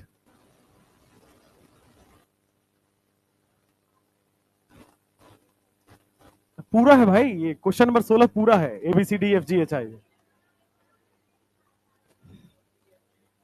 देखो, अब देखो ये कैसे लिखा हुआ है बोर्ड पे, बोर्ड पे देखो जो सी ट्रिपल बॉन्ड, सी पे फ्री रेडिकल है और लिखा हुआ है बेटा पीएच थ्राइस, इसका मतलब समझो, इसका मतलब क्या है, सी पे फ्री रेडिकल है और 3 बेंजीन रिंग ऐसे लगा हुआ है साइड साइड में, एक बेंजीन रिंग ऐसा लगा हुआ है और एक बेंजीन रिंग ऐसा लगा हुआ। अब समझ आया कि पीएच3 का मतलब क्या होता है? ठीक है, अगर मान लो आपके पास लिखा हो PH whole twice CH2 free red या CH फ्री रेडिकल, तो क्या CH फ्री रेडिकल के पास 2 बेंजीन लगा है? तो इसका मतलब वो था बेटा। एग्जाम में बेटा बेंजीन थोड़ी बनाएगा, उनको तो बहुत सारी कॉपीज प्रिंट करानी है, तो वो कम देंगे, वैसे लिख के देंगे PHCH2 फ्री रेडिकल, और उसमें लीक भी कराना है थोड़ा, तो ऑब्वियसली वो खर्चा कम करेंगे। अब देखो किसकी स्टेबिलिटी ज्यादा होगी इन तीनों में? मोर resonance more stability, 1 greater than 2 greater than 3, तो आपके पास आ जाएगा ए सबसे ज्यादा, फिर बी, फिर सी। अब देखो डी में रेजोनेंस हो रहा है, कम हो रहा है, तो डी आ जाएगा फिर इसके बाद। फिर अब हाइपर कंजुगेशन सोचोगे, क्या यहां पे 9 अल्फा, 6 अल्फा, 3 अल्फा, 0 अल्फा, तो डी के बाद ई, ई के बाद एफ, एफ के बाद जी, बस बेटा। हाँ जेड तक पढ़ डालो सब, गधे। क्वेश्चन नंबर 70,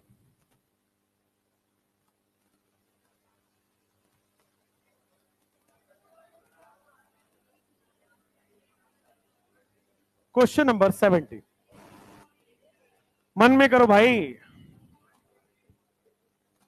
शांत। जानता हूं कि तुम्हें आने लगा है, लेकिन इसका मतलब ये नहीं कि तुम टीचर को सिखाने लगो।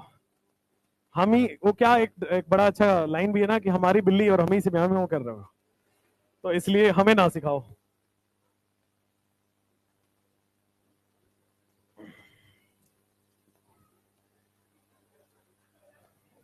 तुम्हारे अंदर का जानवर बाहर आ ही जाता है ना किसी तरह।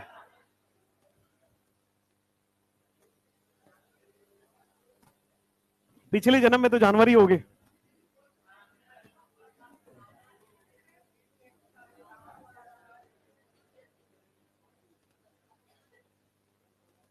हाँ भाई, हो गया, हो गया, शांत, शांत। यहां पे देखो क्या 12 अल्फा एच दिख रहा है, यहां पे देखो 9 अल्फा एच, यहां पे 6 अल्फा एच दिख रहा है, यहां पे 3 अल्फा एच दिख रहा है, यहां पे 0 अल्फा एच दिख रहा है। बेटा एक्साइटमेंट कंट्रोल रखना है ना? ए है सबसे ज्यादा, फिर बी, फिर सी, फिर डी और फिर ई। बट ये क्वेश्चन यहीं तक नहीं है, इस क्वेश्चन में एडिशन करना है। मान लो इसी क्वेश्चन में मैंने CH3 यहां लगाया और CH3 यहां लगा दिया और फिर H और H लगा दिया। अगर मैं सेम क्वेश्चन में CH3 यहां लगा दिया और CH3 यहां लगा दिया, ठीक है, और फिर मैंने simply C double bond C में एक तरफ CH3 लगाया, बाकी तरफ बेटा H लगा दिया। अब ITC भी इन्वॉल्व हो गया इसमें। अब ITC इन्वॉल्व हो गया तो क्या A सबसे ज्यादा ही होगा, फिर B होगा, C वाले में ये C है, ये D है, ये E है। अब देखो क्या G सबसे ज्यादा हो जाएगा, I, फिर ट्रांस कहां है, C में है, अरे सॉरी,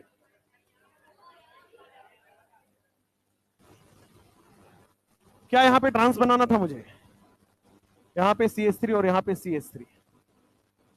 अब बताओ A B और फिर C ही आएगा क्या?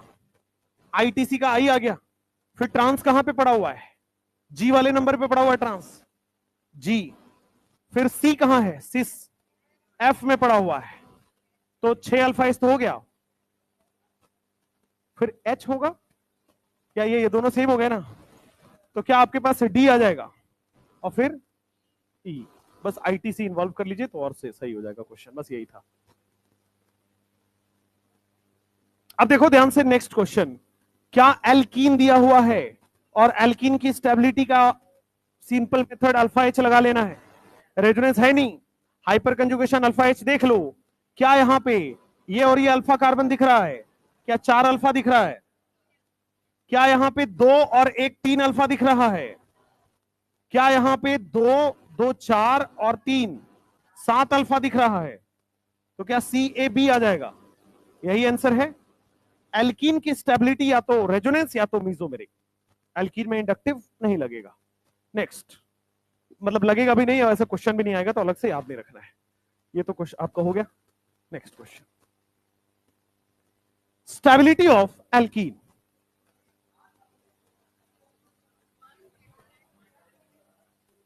मन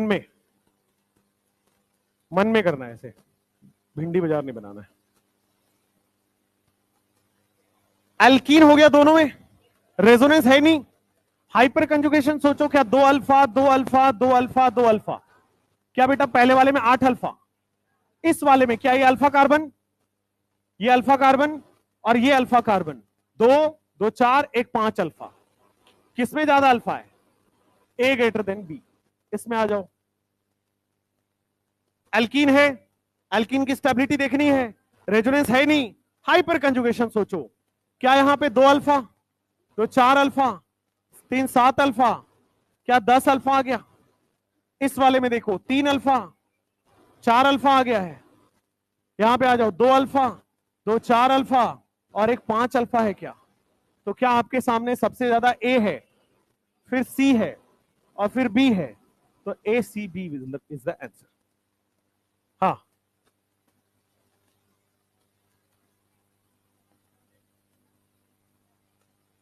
वही alpha H, right? Free end को ही तो अल्फा एच काउंट कर रहे हो, आपकी मर्जी है। यहां पे आइए, 21 1 2 या 2 1? क्यों?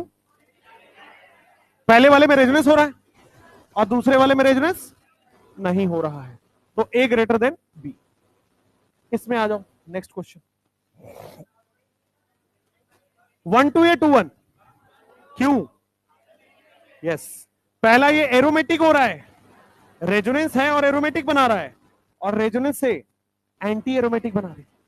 अब आपको अगर सर यहां भी तो 3 पेयर है, रिंग में देखते हैं, रिंग के बाहर नहीं देखना है, एंटी एरोमेटिक। तो स्टेबिलिटी किसकी ज्यादा होगी? ए ग्रेटर देन बी।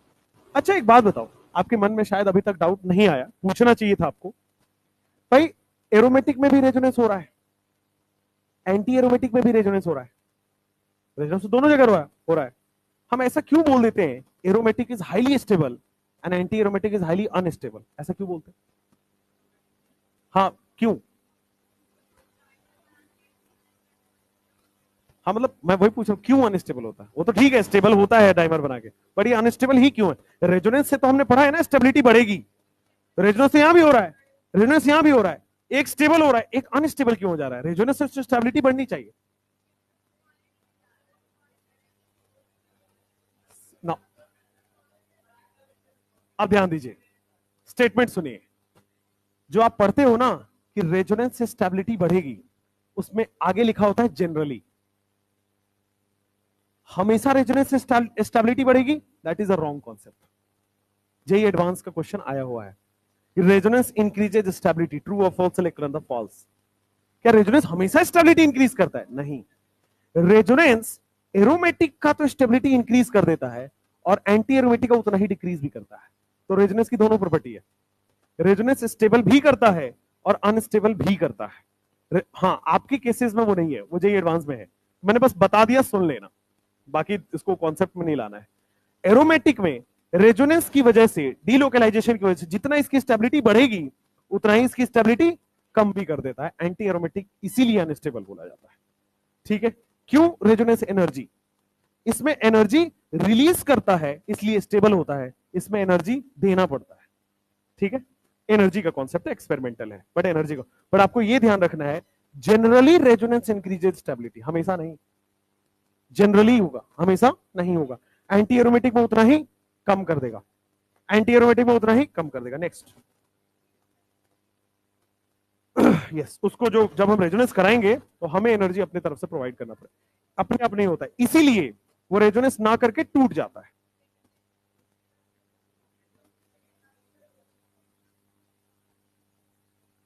हाँ, नॉन एरोमेटिक बन जाता है क्योंकि इसमें हमें एनर्जी देना पड़ेगा तभी एग्जिस्ट करेगा। अदर नहीं तो क्या करता है वो बॉन्ड तोड़ के नॉन एरोमेटिक बन जाता है। ठीक है, रेजोनेंस करवाने के लिए एनर्जी देना पड़ता है।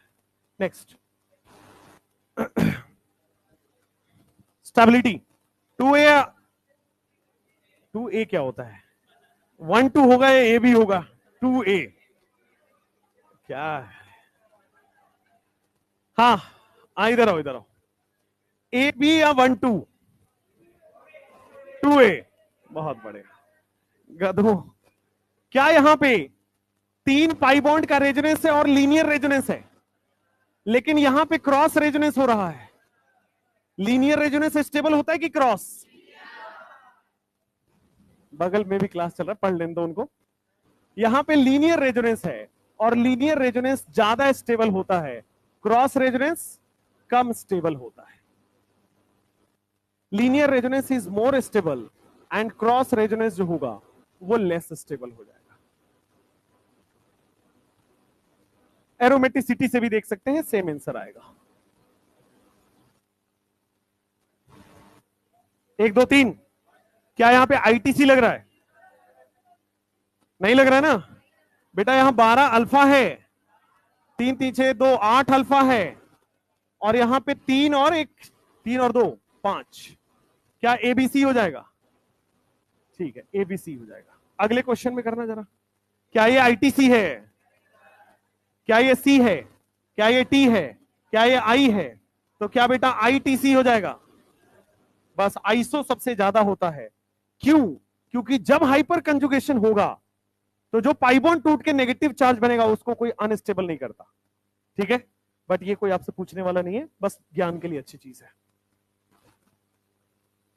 अब ये हमने किया केवल मात्र 25 क्वेश्चन, है ना, प्लस कुछ क्वेश्चन जिसके नंबरिंग नहीं थे, तो 30 मान लीजिए ज्यादा से ज्यादा।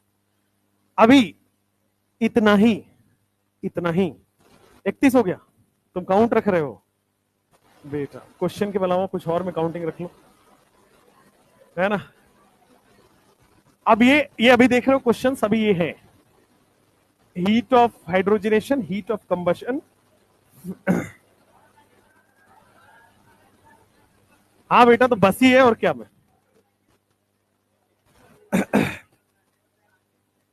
हाँ 35 हो गए, चलिए अच्छी बात है। अब नेक्स्ट जो टॉपिक है उसका नाम है हीट ऑफ हाइड्रोजनेशन। उसका जो अगला टॉपिक है वो है हीट ऑफ कंबशन। और ये हीट ऑफ हाइड्रोजनेशन 2 मिनट का टॉपिक है, हीट ऑफ कंबशन 2 मिनट का टॉपिक है, टोटल 4 मिनट का टॉपिक है ना। इसलिए आज ही होगा, इसके क्वेश्चंस भी आज ही होंगे। ठीक है, कल जो होगा, मतलब कल जब भी हम मिले, कल रेजोनेंस एनर्जी होगा। अभी क्या क्या बचा बता देता हूं। HOH, HOC, resonance energy, bond parameter, Bredt's rule, SIR, SIP. उसके बाद वापस जीओसी आपका स्टार्ट हो जाएगा। ठीक है, फिर से जीओसी स्टार्ट होगा, क्योंकि नंबर लाना एग्जाम में। आइए, हीट ऑफ हाइड्रोजनेशन। हाँ, अगर लिखोगे तो बेटा, है ना, तुम्हें ऐसा मास्टर तो मिलेगा ही नहीं, बोल रहा है तुम बैठो हम पढ़ाते हैं, है ना, तो तारीफ किया करो तुम। चलो नेक्स्ट, पढ़ लो भाई, पढ़ लो।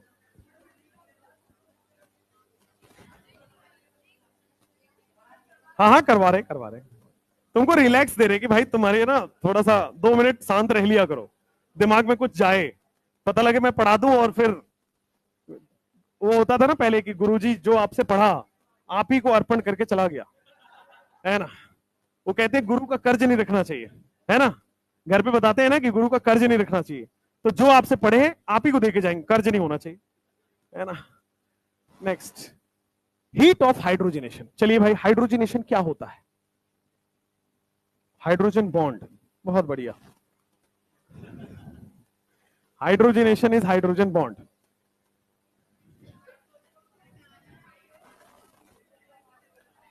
हाइड, शांत। हाइड्रोजनेशन क्या होता है? किसी भी कंपाउंड में हाइड्रोजन ऐड करोगे, उस पूरे प्रोसेस को हाइड्रोजनेशन कहते हैं। अब हाइड्रोजन कहां ऐड करोगे? जहां हाइड्रोजन की कमी हो। तो हाइड्रोजन की कमी कहां है? डबल बॉन्ड और ट्रिपल बॉन्ड वाले में। तो किसी भी डबल बॉन्ड या ट्रिपल बॉन्ड वाले कंपाउंड में हाइड्रोजन ऐड करके जब सिंगल बॉन्ड बनाते हो तो इस पूरे प्रोसेस को बोला जाता है हाइड्रोजनेशन। अच्छा, डबल और ट्रिपल वाले को क्या हम अनसैचुरेटेड बोलते हैं? तो अनसैचुरेटेड से जब सैचुरेटेड बनाते हो हाइड्रोजन ऐड करके तो इस प्रोसेस को क्या बोलते हैं? हाइड्रोजनेशन, है ना। ये पूरा आपको पढ़ना है। सबसे पहला रिएक्शन कैटालिटिक हाइड्रोजनेशन, उसका हल्का सा झलक आपको मिलेगा। 30% वो रिएक्शन आज यहां पढ़ेंगे, वापस उस दिन भी पढ़ेंगे। हाइड्रोजनेशन क्या होता है एक एक करके पहले बोर्ड पे देखना फिर लिखना, और लिखोगे कैसे ही। 35 क्वेश्चन का जगह छोड़ दो फिर लिख लो, 5 पेज छोड़ दो हो जाएगा 5 पेज में, ठीक है। खैर, बोर्ड पे शांत, अब बोर्ड पे देख लो, बोर्ड पे देख लो। हाइड्रोजनेशन में ध्यान से देखना, हाइड्रोजनेशन में क्या आपके पास नजर आया कि मैंने यहां पे एक डबल बॉन्ड बनाया हुआ है? ध्यान से देखना, अगर डबल बॉन्ड बनाए हैं तो क्या मैं इसको बोल दूं unsaturated hydrocarbon? Double bond triple bond वाले को क्या हम अनसैचुरेटेड हाइड्रोकार्बन बोलते हैं? ठीक है। और अनसैचुरेटेड हाइड्रोकार्बन यानी कि डबल और ट्रिपल वाले, इनमें हाइड्रोजन की कमी होती है ना, तभी डबल और ट्रिपल आया।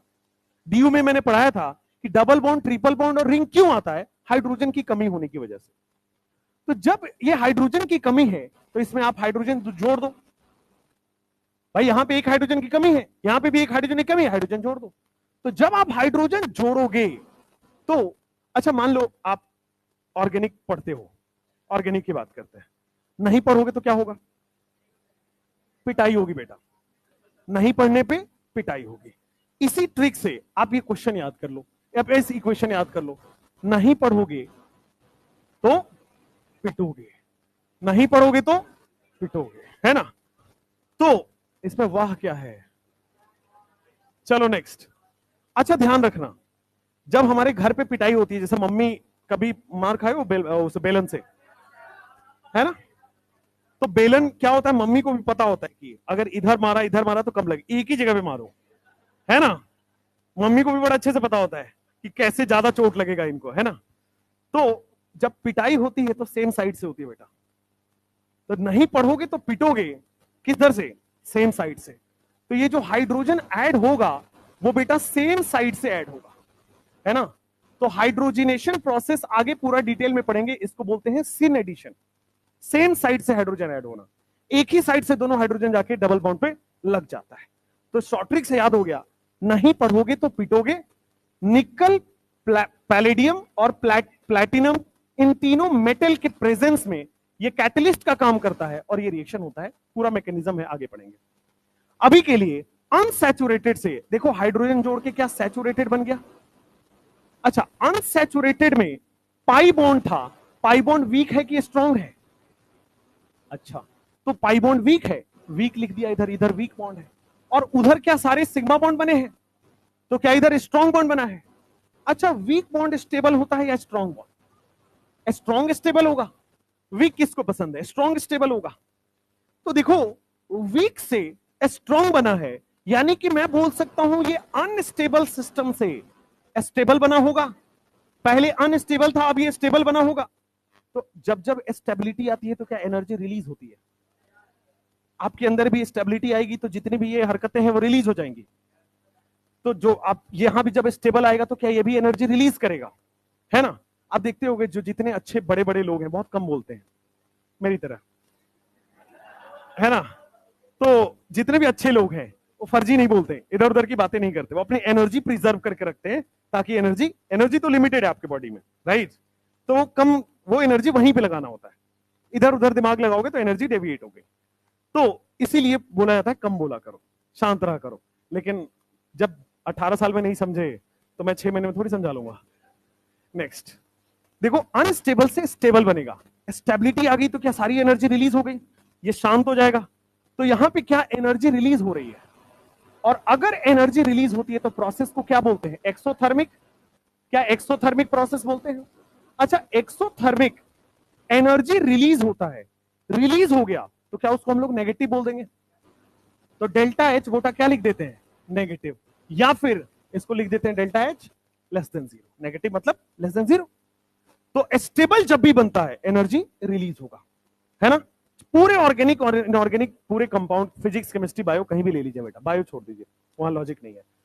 केमिस्ट्री की बात करते हैं, स्टेबिलिटी आएगी तो क्या एनर्जी रिलीज होगी? तो स्टेबिलिटी आने से एनर्जी रिलीज होगी एक्सोथर्मिक, और जो एनर्जी इस प्रोसेस में रिलीज हुआ उसी को बोलते हैं हीट ऑफ हाइड्रोजनेशन। भाई ये प्रोसेस कौन सा था? हाइड्रोजनेशन। तो जो हीट रिलीज होगी उसको क्या बोलेंगे? Heat of hydrogenation. तो जो यहां पे ये एनर्जी रिलीज हो रहा है इसी को क्या बोलते हैं? Heat of hydrogenation. तो हाइड्रोजनेशन आपको समझ में आया, अनसैचुरेटेड से सैचुरेटेड बनाओगे, डबल ट्रिपल से सिंगल बनाओगे, वीक से स्ट्रॉन्ग बनाओगे, तो जो एनर्जी रिलीज हो रही है उस एनर्जी को क्या बोल देते हैं? Heat of hydrogenation. अच्छी बात है। हीट ऑफ हाइड्रोजनेशन, जितना ज्यादा पाई बॉन्ड होगा क्या उतना ही ज्यादा हीट रिलीज होगा? भाई एक पाई बॉन्ड हुआ तो थोड़ा एनर्जी इसके लिए रिलीज हुआ, दो होगा तो दो गुना रिलीज हो गया, तीन हो गया तो तीन गुना रिलीज होगा, है ना। तो क्या मैं लिख दूं? Heat of hydrogenation directly proportional to number of pi bond. जितना ज्यादा पाई बॉन्ड उतना ही ज्यादा तोड़ेंगे, उतना ही ज्यादा एनर्जी रिलीज कराएंगे। अच्छी बात है। अगर मान लो पाई बॉन्ड सेम है, तो अगर मान लो कंपाउंड दे दिया गया पाई बॉन्ड सेम है, if number of pi bond is same then heat of hydrogenation inversely proportional to stability. Heat of hydrogenation inversely proportional to stability. अच्छा, हीट ऑफ हाइड्रोजनेशन के जब क्वेश्चन आएगा तो क्या एल्कीन में ही आएगा? क्योंकि वही तो एप्लीकेबल है भाई, या तो एल्कीन या तो एल्काइन। एल्काइन में सिलेबस नहीं है, सिलेबस में नहीं है एल्काइन, तो एल्कीन आएगा बेसिकली। ठीक है, अब आ जाइए, ये स्टेबिलिटी ऑफ द एल्कीन तभी लगाना है if pi bond is same.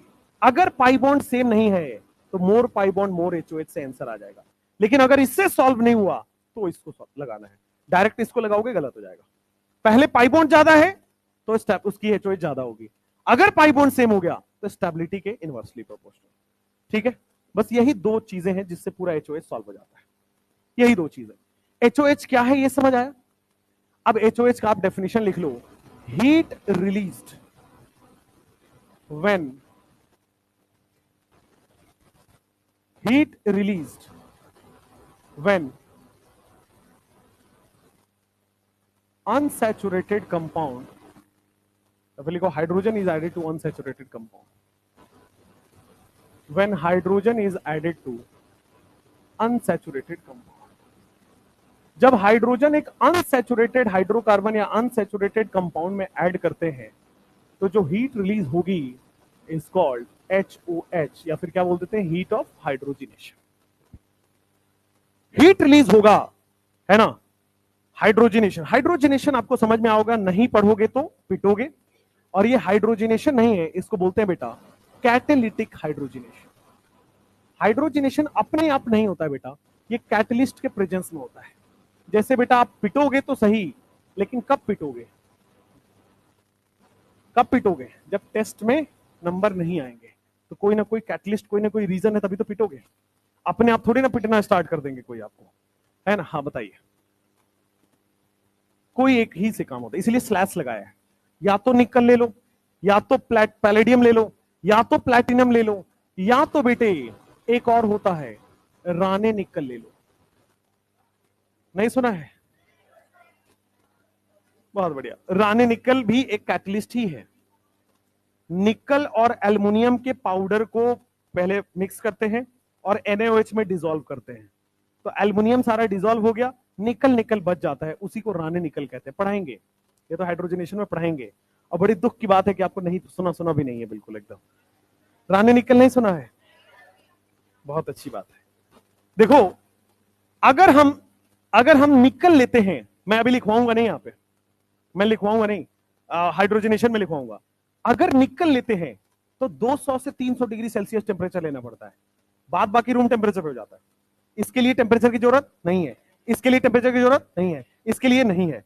लेकिन निकल स्पेशल है, निकल के लिए टेम्परेचर लेना पड़ता है 200 से 300।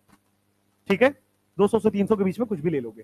और जो निकल वाली रिएक्शन होती है उसको बोलते हैं सबैटियर एंड सैंडरेंस रिएक्शन। सुना है? एनसीईआरटी का है बेटा।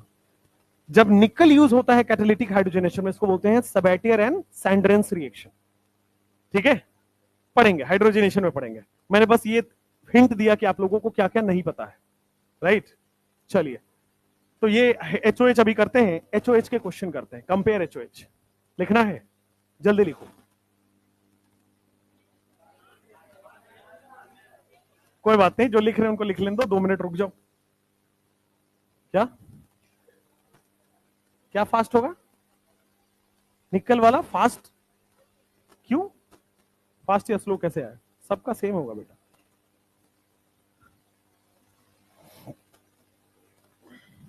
आगे पढ़ाएंगे, पूरा डिटेल में पढ़ना है बेटा। मेटल कैटलिस्ट क्या होता है? मेटल कैटलिस्ट अपने ऊपर पहले हाइड्रोजन को जोड़ लेता है और फिर ये मेटल कैटलिस्ट आगे जाके ऐसे हाइड्रोजन चिपका देता है। ठीक है, आगे जाके पढ़ना है, अभी नहीं। नॉन रिएक्टिव, ये कहां से है नॉन रिएक्टिव कैटलिस्ट? हाँ, कोई डाउट नहीं? हाँ, एक ही साइड से हाइड्रोजन क्यों होता है, मैकेनिज्म में बताऊंगा। एक्चुअली क्या होता है, ये जो मेटल है ना, मेटल सरफेस पे पहले हाइड्रोजन जाके जुड़ जाता है। पहले मेटल सरफेस पे हाइड्रोजन जोड़ता है। क्यों? क्योंकि मेटल सरफेस पे आपने पढ़ा होगा फ्री इलेक्ट्रॉन होता है। मेटल इलेक्ट्रॉन डोनेट करता है ना, Na+, एक इलेक्ट्रॉन डोनेट करेगा, Mg 2 इलेक्ट्रॉन डोनेट करेगा। तो मेटल सरफेस पे इलेक्ट्रॉन होता है, तो पहले H और H जुड़ गया। अब ये बन गया आपके पास रिएक्शन, यहां पे रिएक्शन होता है, तो ये जाके जब डबल बॉन्ड से लगेगा, सेम साइड से लगेगा। देखो दोनों सेम साइड से लगा हुआ है, तो मेटल ऐसा तो नहीं है कि एक इधर और एक इधर लगाएगा। मेटल एक ही साइड से अप्रोच करेगा। एक साइड से अप्रोच करने की वजह से, अच्छा वो आप कह रहे हो, आप ये कह रहे हो कि या तो दोनों नीचे से लगेंगे या तो दोनों ऊपर से लगेंगे, लेकिन दोनों लगेंगे हमेशा सेम साइड से।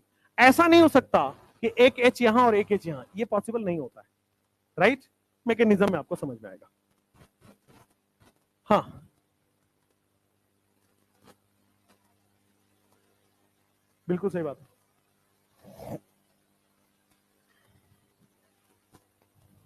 क्या मैं मैकेनिज्म अभी पढ़ाऊं?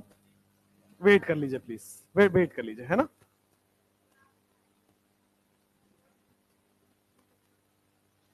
मैं कह तो रहा हूं कि मेरे से अच्छे टीचर पढ़ाएंगे आपको,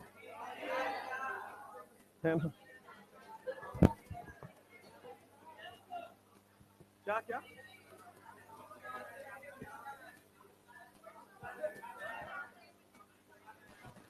कंपेयर हाइड्रोजनेशन?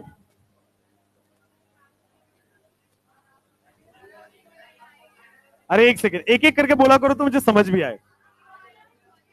फिर अभी एक एक करके बोलो भाई। अनुष्का मैम से पढ़ोगे? क्यों? अगर हम जाएंगे तो तुम केवल अनुष्का मैम से ही पढ़ोगे? मतलब तुमने फेल करने का जुगाड़ बना ही लिया है ना। तुम अगर मैडम से पढ़ रहे होते तो तुम्हारा 9th 10th में अच्छे नंबर आते। हाँ बताओ क्या बोल रहे थे? ये सब नहीं बोला करो, है ना। ये सब तो देखो हर टीचर को ही बोलते हो, है ना। अरे मैं ही पढ़ाऊंगा भाई, तुम लोग भावुक ना हो जाया करो। मैं ही पढ़ाऊंगा, ऐसे में मजे लेता हूं धीरे धीरे, तो थोड़ा सा। चलो नेक्स्ट। हाँ, ये मछली बाजार बंद। अब इधर साइलेंस की, इधर इधर साइलेंस साइलेंस। क्वेश्चन करिए, एचओएच कंपेयर करना भाई। कंपेयर एचओएच, किसका हीट ज्यादा निकलेगा, किसका हीट ज्यादा रिलीज होगा। देखो आप सिंपल, सबसे पहले क्या अप्लाई करना है, नंबर ऑफ पाई बॉन्ड के डायरेक्टली प्रोपोर्शनल। तो क्या ए में सबसे ज्यादा हो जाएगा?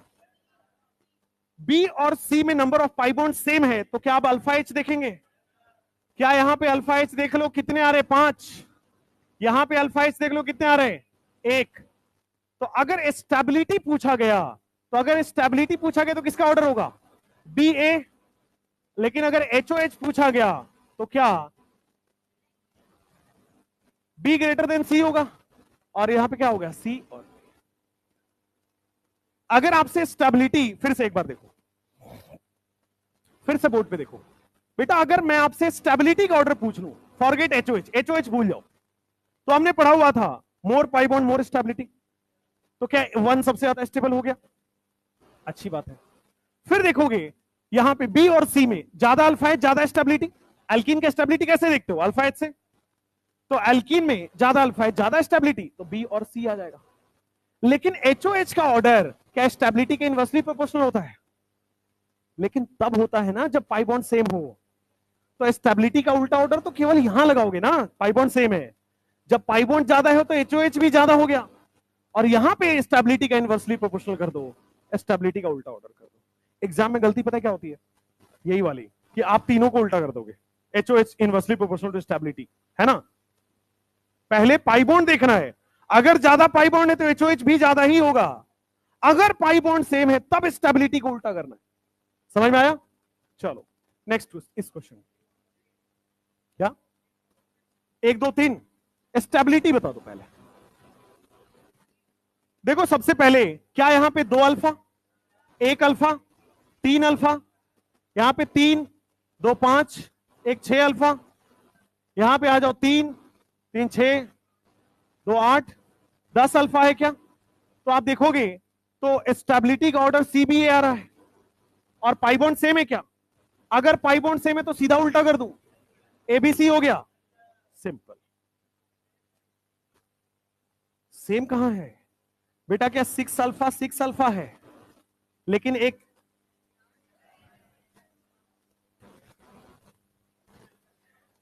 यार आज बहुत एरर करके भेजा है।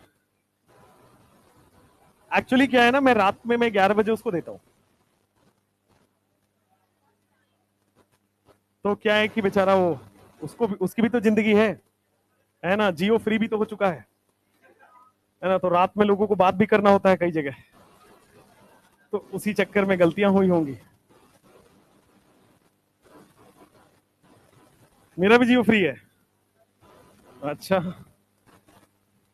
क्या ये आपके पास ये ट्रांस दिख रहा है, क्या ये वाला आई दिख रहा है, और केवल सिस दिख रहा है, तो स्टेबिलिटी ऑर्डर आपको पता है, चाय बना लेना है, चाय बनाने वाली कंपनी को याद कर लेना, आईटीसी। एचओएच क्या उल्टा कर दूं, क्योंकि पाई बॉन्ड का नंबर क्या है, पाई बॉन्ड का नंबर सेम है, तो स्टेबिलिटी का उल्टा ऑर्डर। हाँ बेटा आई। अब आगे बढ़ जाते हैं,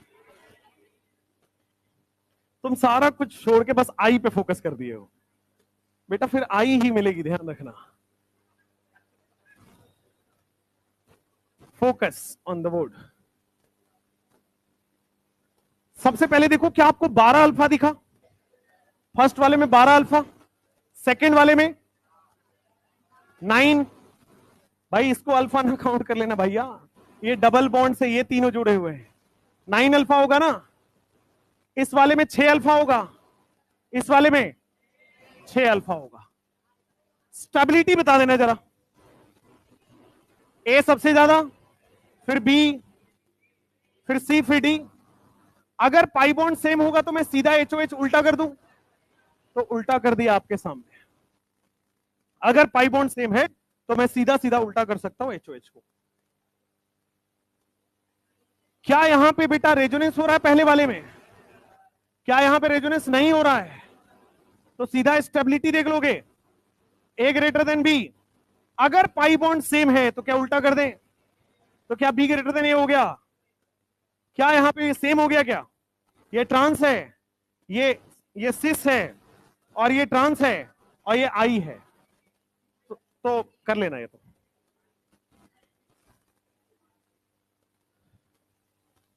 इस क्वेश्चन को करो, से गधे हैं सब। इस क्वेश्चन को करो, किसकी स्टेबिलिटी ज्यादा है और किसका एचओएच ज्यादा है। क्या बेटा इसमें भी 3 पाई बॉन्ड, इसमें भी 3 pi bond, 3 pi bond, 3 pi bond, क्या सब में पाई बॉन्ड सेम है, अच्छा, तो स्टेबिलिटी का उल्टा ऑर्डर आएगा। स्टेबिलिटी सबसे ज्यादा ए का होगा, एरोमेटिक हो रहा है। फिर देखो बेटा ये क्या लीनियर कॉन्जुगेशन है, लीनियर रेजोनेंस या लीनियर कंजुगेशन है, बी हो गया। लेकिन यहां पे थोड़ा ही रेजोनेंस है, तो क्या सी हो गया, और डी वाले में तो बेटा रेजोनेंस ही नहीं है, तो क्या एबीसीडी हो गया। एचओएच करोगे क्या उल्टा ऑर्डर आ जाएगा, A greater than B greater than C greater than D. यहां आई आई कहां दिख रहा है तुमको इसमें?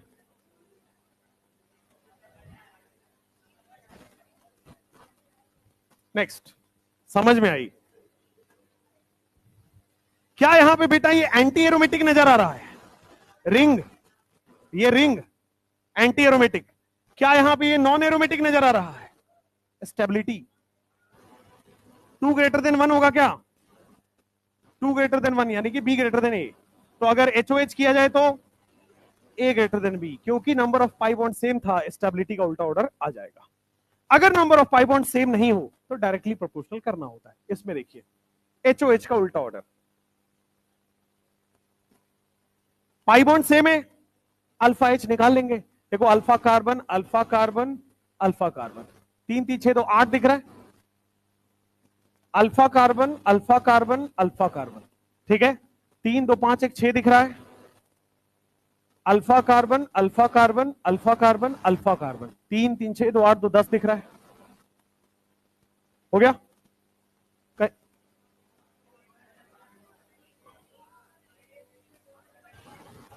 क्या क्या क्या? रेजोनेंस से अल्फा एच कहां दिखते हैं?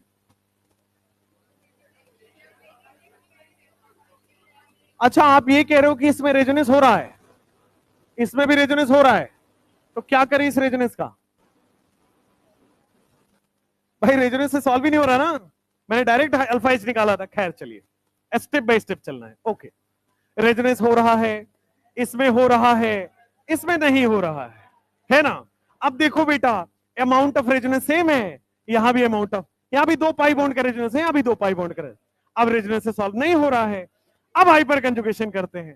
हे भगवान, कुछ तो गलत काम मैंने किया है जो तुम लोगों को पढ़ाना पड़ रहा है।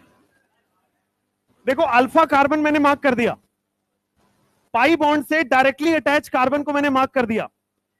क्या यहां पे 3H, यहां पे 3H, 2H, 2H कितना होता है टोटल? 10 होता है। क्या यहां पे ये अल्फा कार्बन दिखा, ये भी दिखा, ये भी दिखा, 3 2 5 1 6 अल्फा दिख रहा है।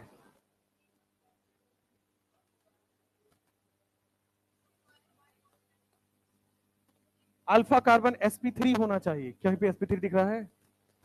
यहां पे आ जाओ, क्या ये अल्फा कार्बन है, ये अल्फा कार्बन है, ये अल्फा कार्बन है और ये अल्फा कार्बन है। 3 6 8 10। अच्छा, यहां रेजोनेंस के साथ 10 अल्फा है और वहां रेजोनेंस के बिना 10 अल्फा है, तो क्या स्टेबिलिटी ऑर्डर ए का ज्यादा होगा? बी और सी में सी का या बी का? बेटा रेजोनेंस हो रहा है, एटलीस्ट यहां रेजोनेंस हो रहा है। अल्फा एच देख के बेटा मन ना भटक जाए आपका, है ना? पहले किसको प्रायोरिटी देना है? रेजोनेंस। फिर किसको देखना है? Hyper conjugation. क्या पाई बॉन्ड सेम है? अगर पाई बॉन्ड सेम है तो एचओएच को उल्टा कर दोगे, क्या ए फिर बी फिर सी हो जाएगा?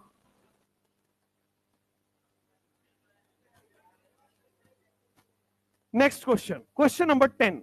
क्या यहां से यहां तक रेजोनेंस हो रहा है बेटा? क्या यहां पे केवल इतने में ही रेजोनेंस हो रहा है? आगे 2 सिग्मा आ गया, रेजोनेंस टूट गया। क्या बेटा यहां से यहां तक में रेजोनेंस हो रहा है और इसमें रेजोनेंस ही नहीं हो रहा है?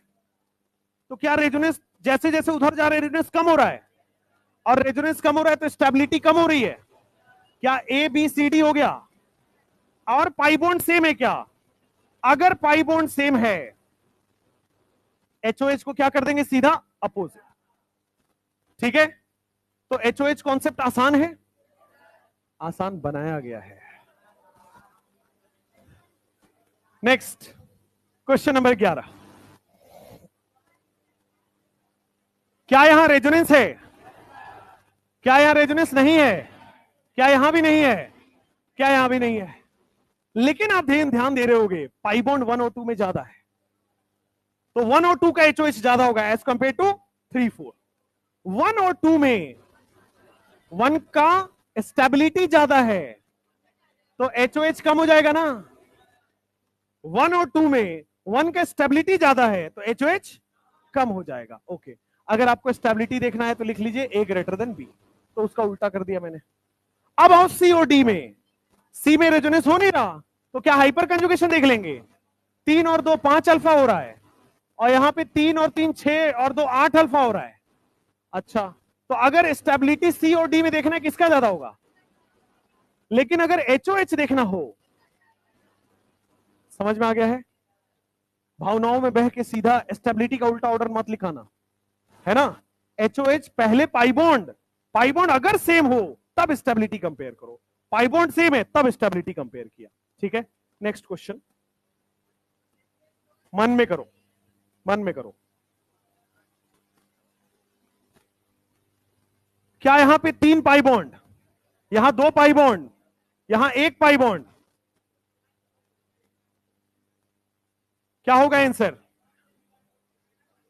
मोर पाई बॉन्ड मोर एचओएच, जितना ज्यादा पाई बॉन्ड है उतना एचओएच हो जाएगा। स्टेबिलिटी मत देख लेना बेटा, पाई बॉन्ड सेम होता है तब स्टेबिलिटी देखते हैं। ये दोनों में सेम आएगा, स्टेबिलिटी में भी यही आएगा ऑब्वियसली। यहां अगर स्टेबिलिटी आप देखें तो भी सेम आएगा, क्यों? एरोमेटिक है, उसमें कम रेजोनेंस है, उसमें रेजोनेंस ही नहीं है। क्लियर हुआ? तो एचओएच स्टेबिलिटी के इनवर्सली प्रोपोर्शनल है क्या? हमेशा है, अगर पाई बॉन्ड सेम है तो है। हुआ क्लियर? अब आइए बेटा, बेटा समय का क्या है, वो तो होता रहता है ना। हाँ, 11 नंबर में बेटा देखो, 11 नंबर में 1 और 2 में क्या 2 पाई बॉन्ड था, और 3 और 4 में क्या 1 पाई बॉन्ड था। तो एचओएच किसका ज्यादा होगा, 2 पाई बॉन्ड वाले का 1 पाई बॉन्ड वाले का? 2 पाई बॉन्ड वाले का। मोर पाई बॉन्ड मोर एचओएच। अब 2 पाई बॉन्ड है तो क्या स्टेबिलिटी अब देखोगे तो यहां रेजोनेंस यहां नहीं है, ये स्टेबल है, ये स्टेबल नहीं है, तो 2 पाई बॉन्ड वाले का ज्यादा होगा बट स्टेबिलिटी का उल्टा ऑर्डर। फिर 1 पाई बॉन्ड का ज्यादा होगा लेकिन फिर स्टेबिलिटी का उल्टा ऑर्डर। सिंपल लॉजिक है। ठीक है, हाँ।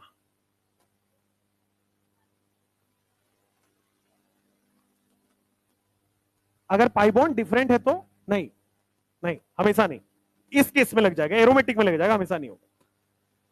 अगर पाई बॉन्ड ज्यादा तो हमेशा एचओएच ज्यादा होगा। ठीक है, और पाई बॉन्ड कम है तो हमेशा एचओएच कम होगा। ठीक है, अब एक लास्ट कॉन्सेप्ट बचता है, एचओसी। 2 मिनट का ही टॉपिक तो है।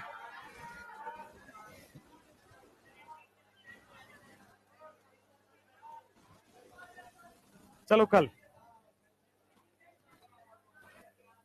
कल कर लेंगे, मेरी है, मेरी कहीं और क्लास है।